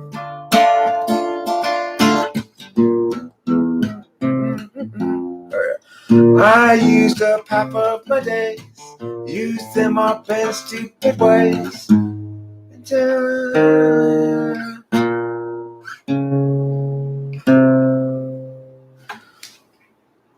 I guess I have to work on this a bit and refresh my memory as to what I was doing with those parts. I got the chords, but I don't remember exactly what I was doing with the melody. So I'm not going to play this right now. I'll have to work on it more later. I have it recorded somewhere, I think. Pretty sure I recorded myself playing it. Let me see.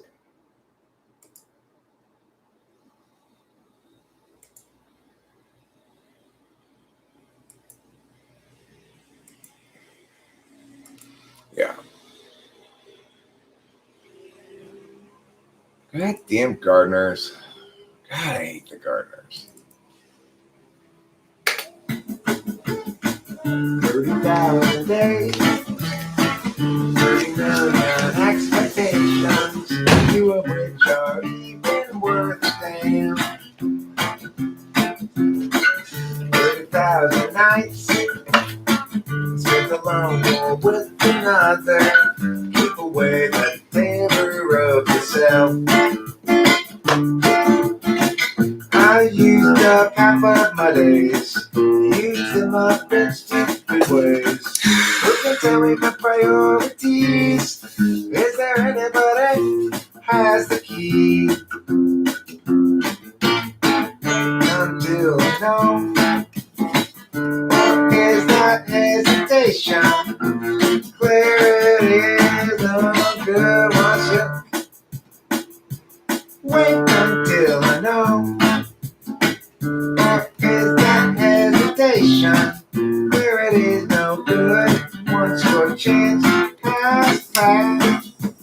Not too many bones, or I knew they mattered. Guess that's just the way it goes. The way it goes. I've used up half of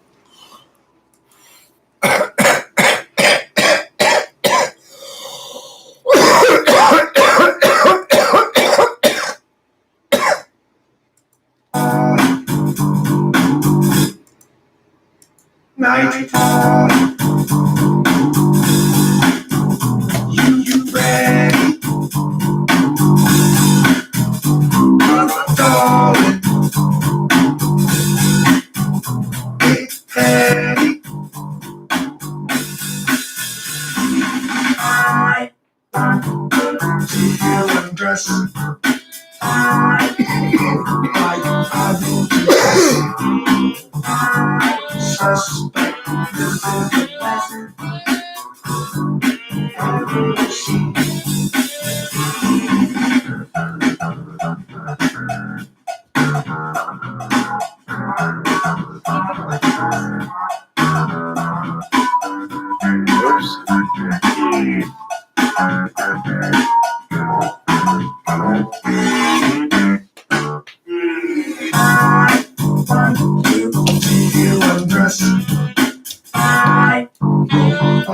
Having to guess. I suspect this is the best ever seen.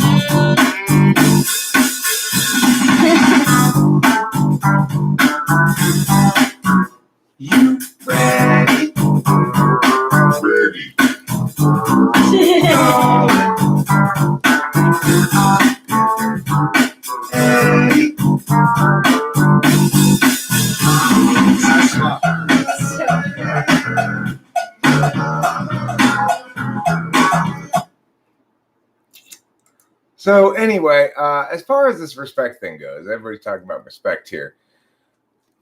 What Lyra A says, I think it's an FI thing, respect being black and white. From an FI perspective, I think that respect is about not encroaching on other people's boundaries. So, look, you hear people say, I don't like when you call me that, and you need to respect that. You know, it's about don't cross my boundaries, and to be respectful in general from an FI perspective is to be aware of the value of boundaries and to make an effort to not cross them consistently. But respect from a TI level is a willingness to consider what you're saying on its merits and respond honestly, you know?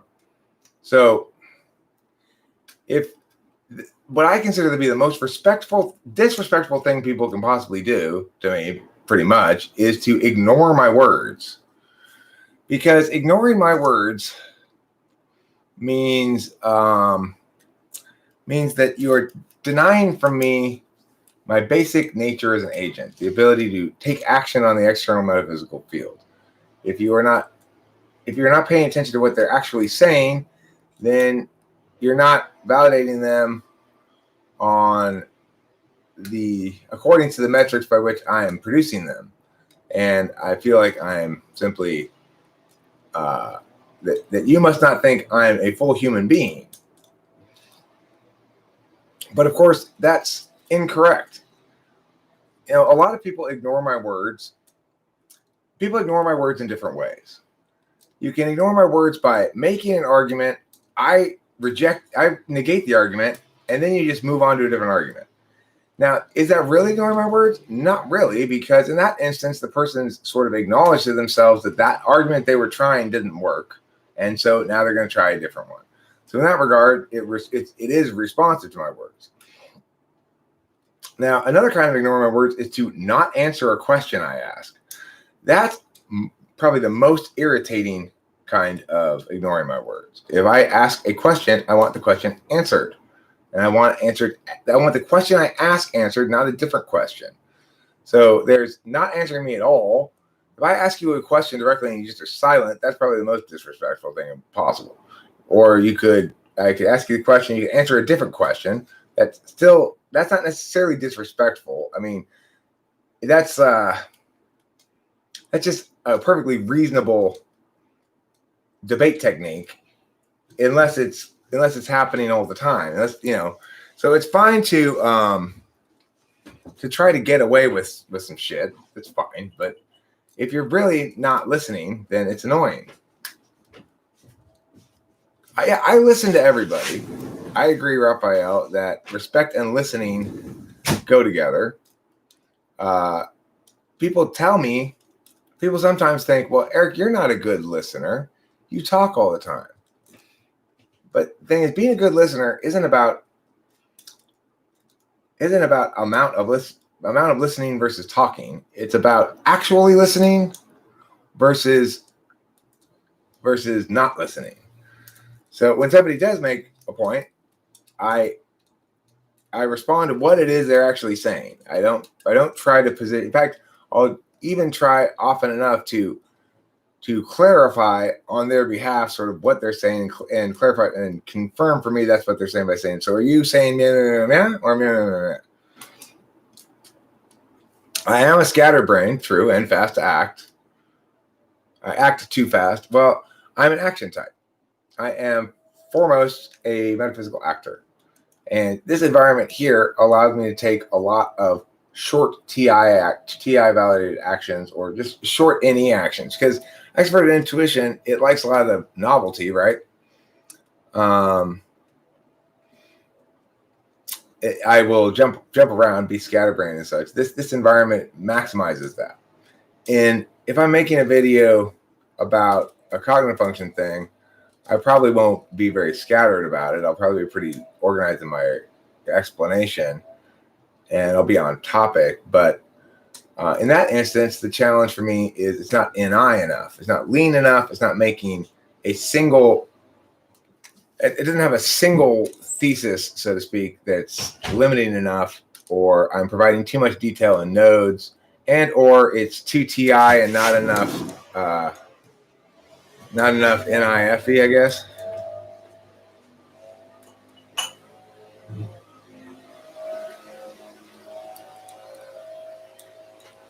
No, Raphael. Okay, there's several things wrong with what you said there. Let me explain. That is spoken like a knower, Raphael. You say that I act before I grasp the whole subject, which reduces the value of your action to 0 because you have insufficient data, which is bad listening. And first of all, no, I'm an acting type. I'm not a knowing type. So I don't need to know everything before I act. In fact, it's frustrating to me when other people feel as though they need to know everything before they act, because the way I operate is reflexive and reactive. I'm a counterpuncher. I like to engage in the action deliberation back and forth in real time, knowing that I've done a lot of prep work sort of in my head beforehand, or in the past with my SI. Now, of course, Raphael, being an action type, it doesn't just mean that I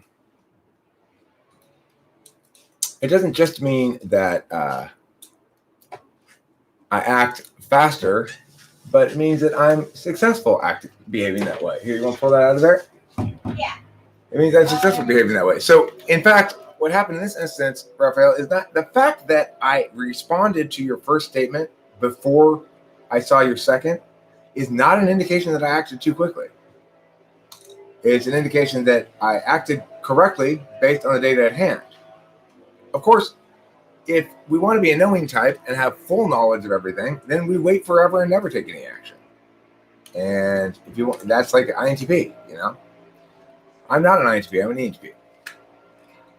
I mean, I wasted time by that? I don't think so, because that conversation segued into this one here, and it's clarifying for you how this shit works. It's not because I acted too quickly. If anything, it's because of the character limit in the live chat. If you put all your thing in one comment, then it would have been fine. So in other words, it's not a mistake. It was correct based on the data at hand, and then I corrected myself as new data came. It's proof positive of how effective my approach is. I can change on the fly like that, adjust accordingly.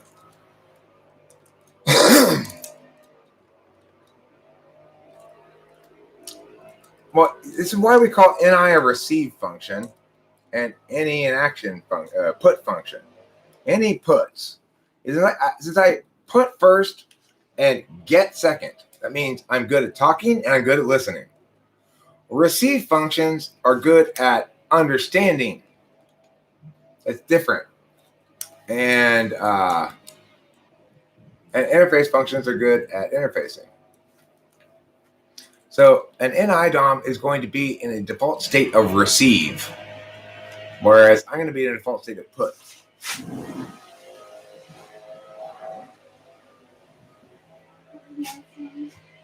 Hi, beautiful. God, I hate those fucking gardeners.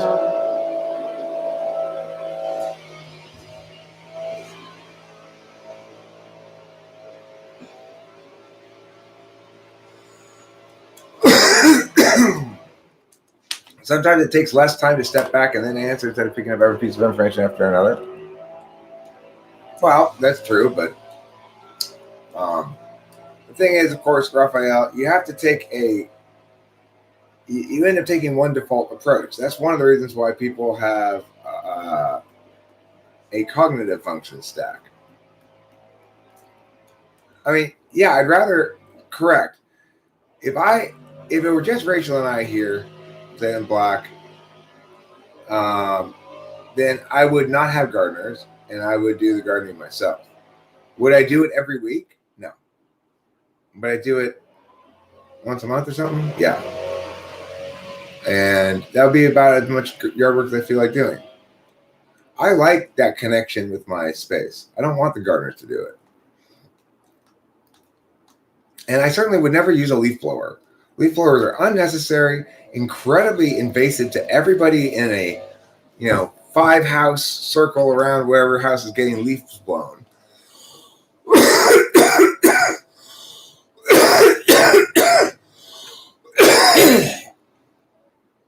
I mean, it's a perfect example of where one person's rights end at the boundary of the other person's rights. So if I'm out in the middle of the Arctic, nobody's around, I can bang a drum all night long, all day long, doesn't matter. The produce of my agency is not impacting another person. But depending on where I am in the vicinity of it,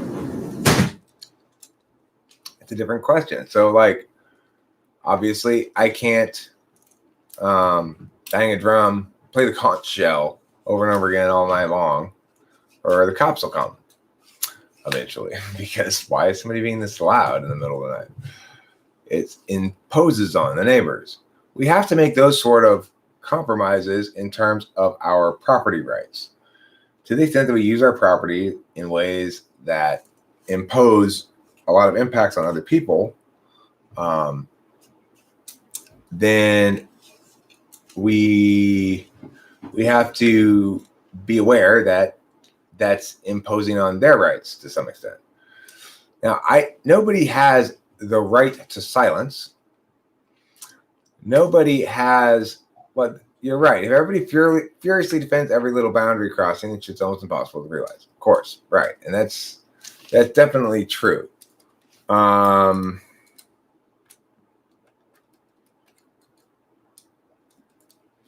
What I'm saying is, we know that most of the things we do don't impose on others in that fashion. So directly. So like I'm talking right now in here, that's not bothering the neighbors. The sound I'm making. In other words, almost everything we do on the sound vector is not that bothersome.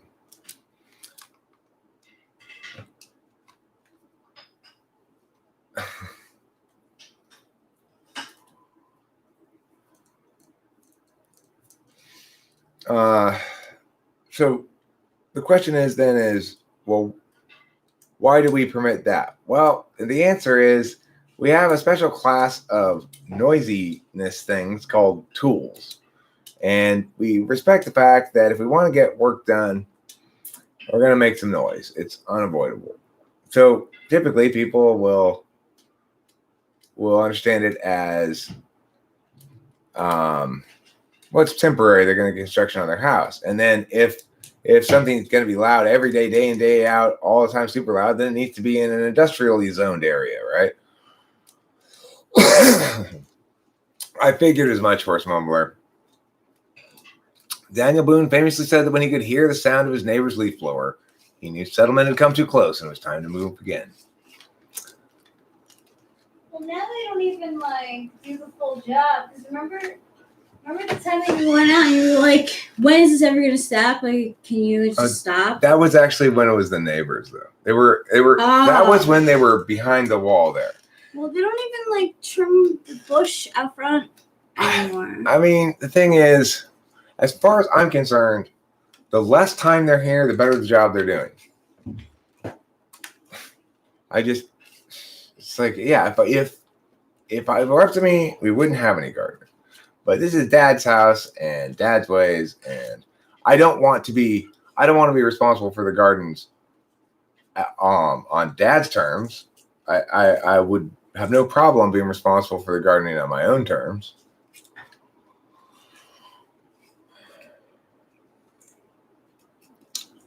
Ew, my mom put meat in my broccoli soup. I spat it out. Cloud. Yeah.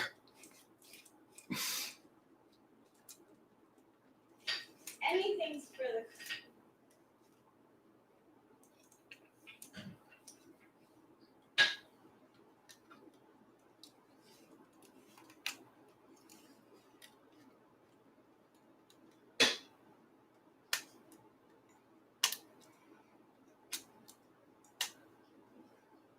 Cloud, Let me ask you something.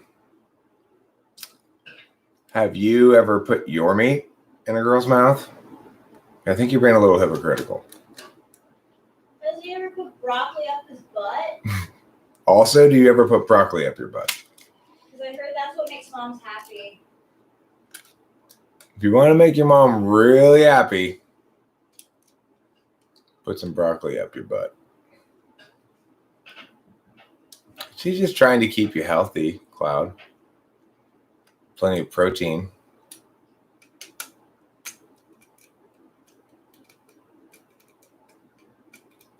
Do vegans swallow cum? I'm just curious. Is that considered not vegan? Probably not.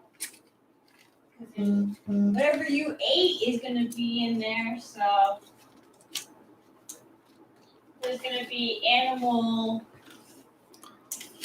What I want to know now. Yeah. Is that vegan? Is semen vegan? It couldn't be because it's vegan is anything with animal, what do you call it? Animal like French fries from McDonald's aren't vegan because they've got animal fat. Yeah. Cloud lost 4 kilograms or 8 pounds in 2 weeks on the all semen diet. Wow, Cloud, that's impressive. I'm still not going to try it. I still think that it's just a thing for attention. With Cloud? Yeah. Yeah. It's out of vein. But that doesn't invalidate it. Doing something for attention doesn't make it wrong. Coming from someone who needs validation.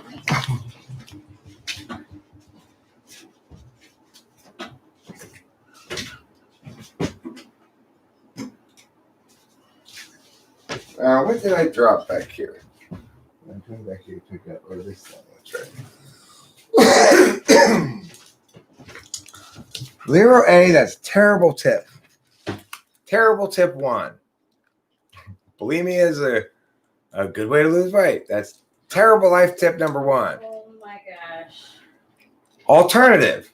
Try the all semen diet. Cloud claims to have lost 8 pounds in just 2 weeks, eating nothing but semen. It's disgusting.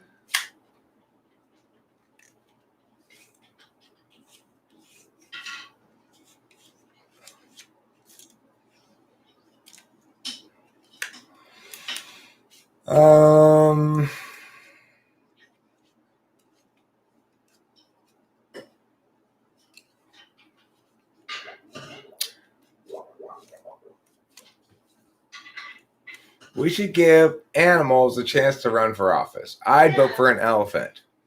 They do seem to have more to say considering their size. This is a good point. Also, if you need any like jungle plants trampled down, elephant's the man for the job. He's excellent at flattening plants. He can squirt things with water using his trunk. He'll give the children rides in Washington, D.C. Am I a Republican? I am. I'm an American, is what I am.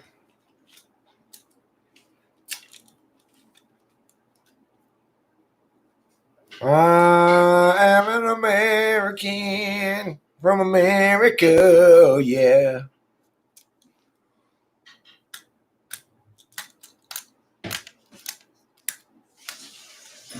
Who is all about how he feels and hates when people question his decisions or views on things? Who does? Cloud? Oh, Ethan McDonald?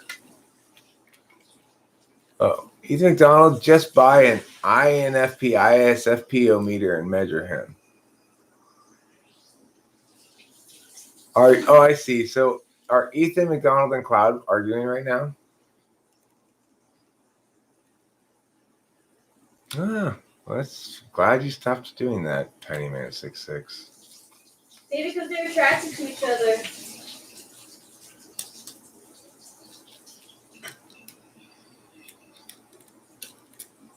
Tiny Man 66, be good to yourself. Love yourself. Be kind to yourself in general.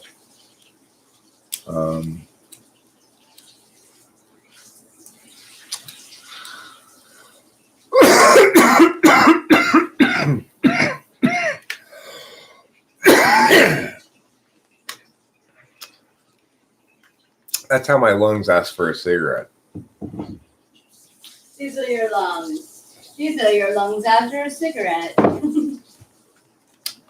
Ah, la, la, la, la. La, la, la, la. That'll probably get us copyrighted instantly. A little Disney music I'm there.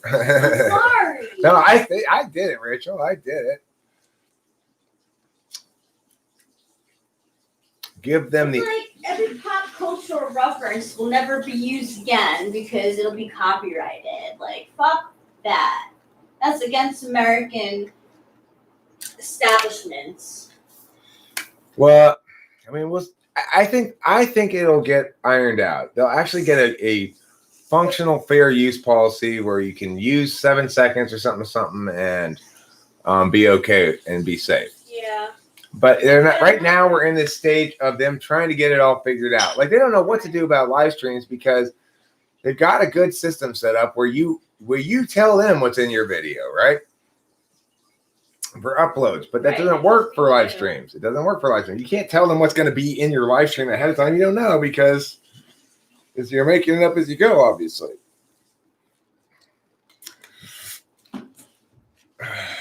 Okay, I have to smoke a cigarette.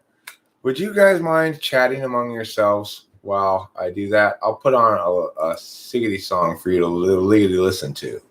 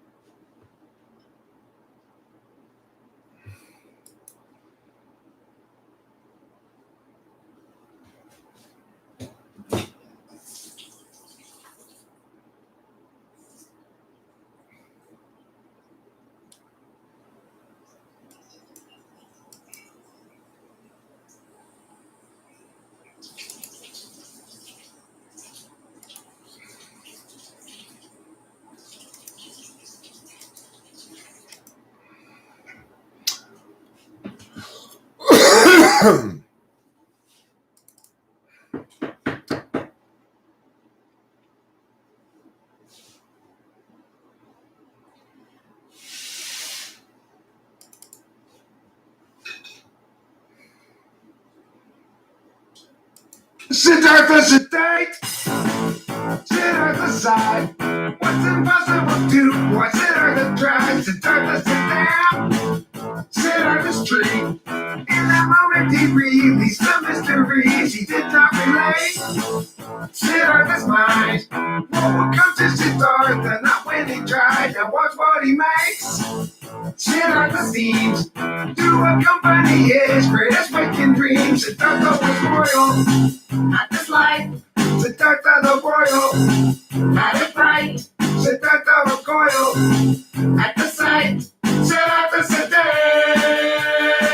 Siddhartha, where are you now? The fantasy is to have Siddhartha right in front of me. What would I say? Siddhartha, it's impossible to watch Siddhartha try. Siddhartha, sit down. Siddhartha, please. Would you just come to your senses? Will you retrieve your functional gait? Your fighting pride. Irresponsible now that your hands are tied. Siddhartha was royal at this life. Siddhartha the royal had it right. Siddhartha recoiled at the sight. Siddhartha sedate.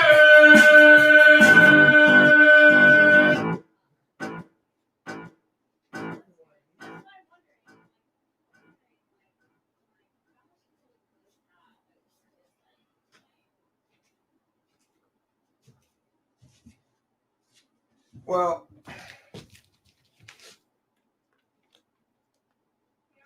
no, I'm coming back out in a second. Hold on.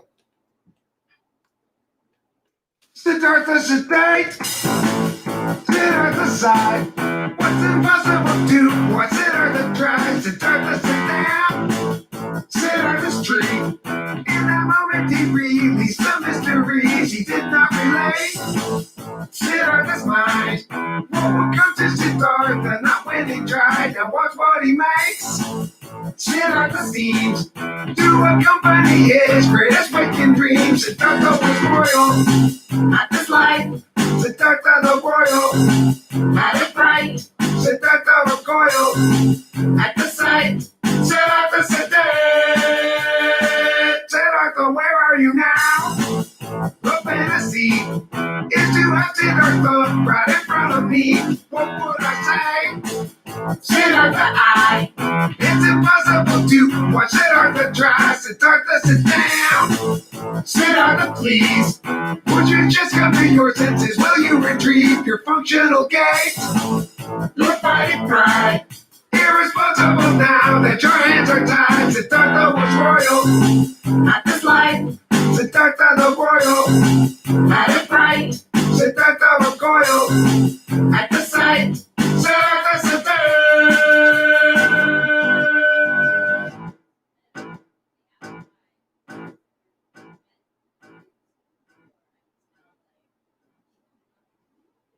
Siddhartha sedate. Siddhartha sighed. What's impossible to watch Siddhartha try? Siddhartha sit down. Siddhartha's tree. In that moment he released the mysteries he did not relate. Siddhartha's mind. What will come to Siddhartha? Not when he tried. Now watch what he makes. Siddhartha seems to accompany his greatest waking dreams. Siddhartha was royal at this life. Siddhartha the royal had it right. Siddhartha recoiled at the sight. Siddhartha sedate. Siddhartha, where are you now? The fantasy is to have Siddhartha right in front of me. What would I say? Siddhartha, it's impossible to watch Siddhartha try. Siddhartha, sit down. Siddhartha, please. Would you just come to your senses? Will you retrieve your functional gait? Your fighting pride. Irresponsible now that your hands are tied. Siddhartha was royal at this life. Siddhartha the royal had it right. Siddhartha recoiled at the sight. Siddhartha sedate.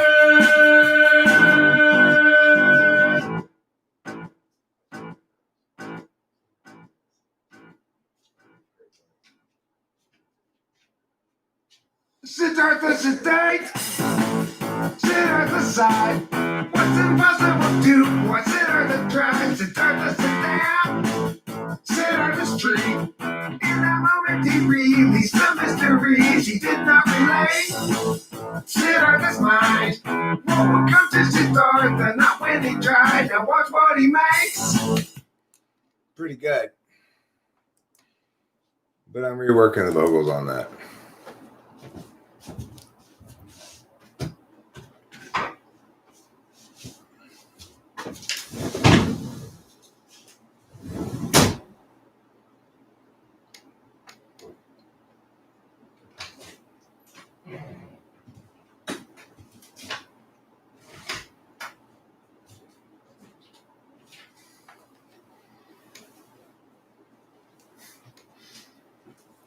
Conditional logic in MBTI doesn't go well. Well, I mean, if you want typology to let you be whatever you want to be, Cloud, then you're right. TI is not going to be consistent with that. Thanks, Alan.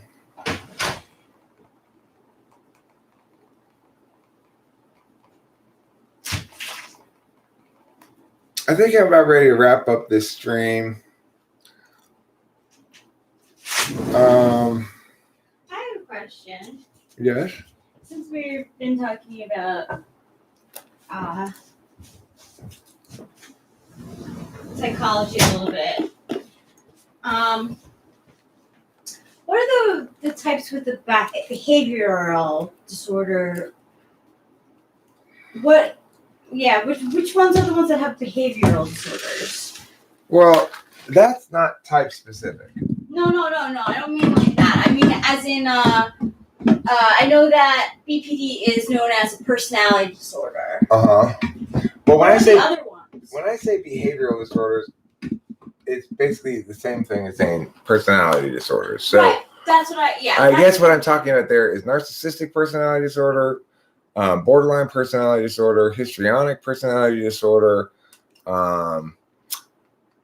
antisocial personality disorder, all of which are distinct from other kinds of psychology terms like that, in that the things that I just named are all ways that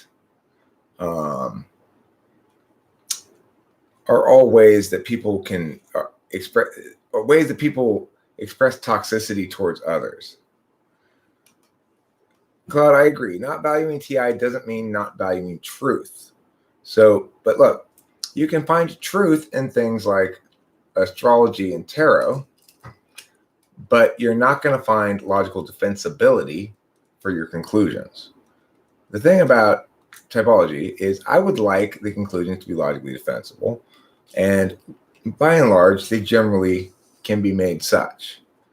However, if we don't think that TI is a necessary but insufficient condition for making typology valid, then we're talking about something like tarot or astrology. Instead, it's just focused on the NI and not on the TI.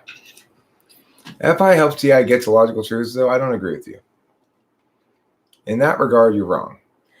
FI can direct TI as to what to defend, but TI is logical defensibility.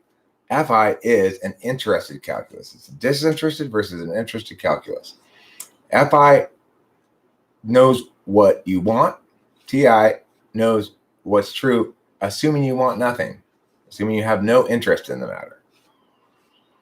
So TI may appeal to FI as a justification for its claim regarding the moral status of something, but it is not the case that FI helps TI do that at all.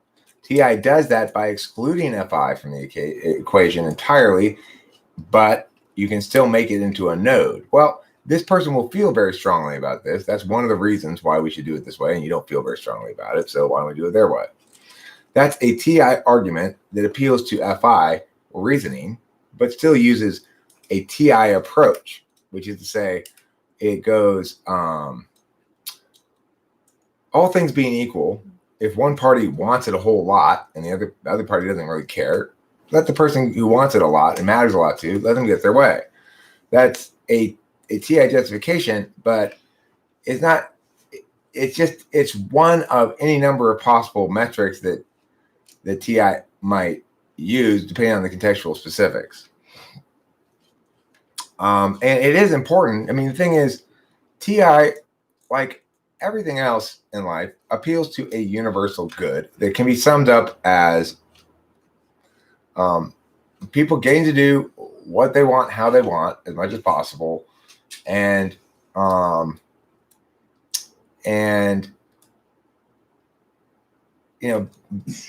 empowering people to be who they are authentically.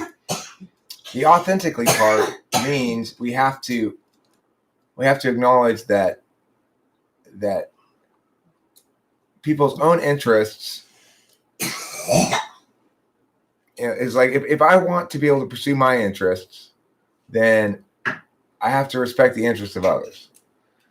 And that fundamentally each agent that underlying every agent is interests. And interest is the matter of which FI is concerned. So is the reality of interest underlying morality? Yes. But is it underlying moral discourse? No.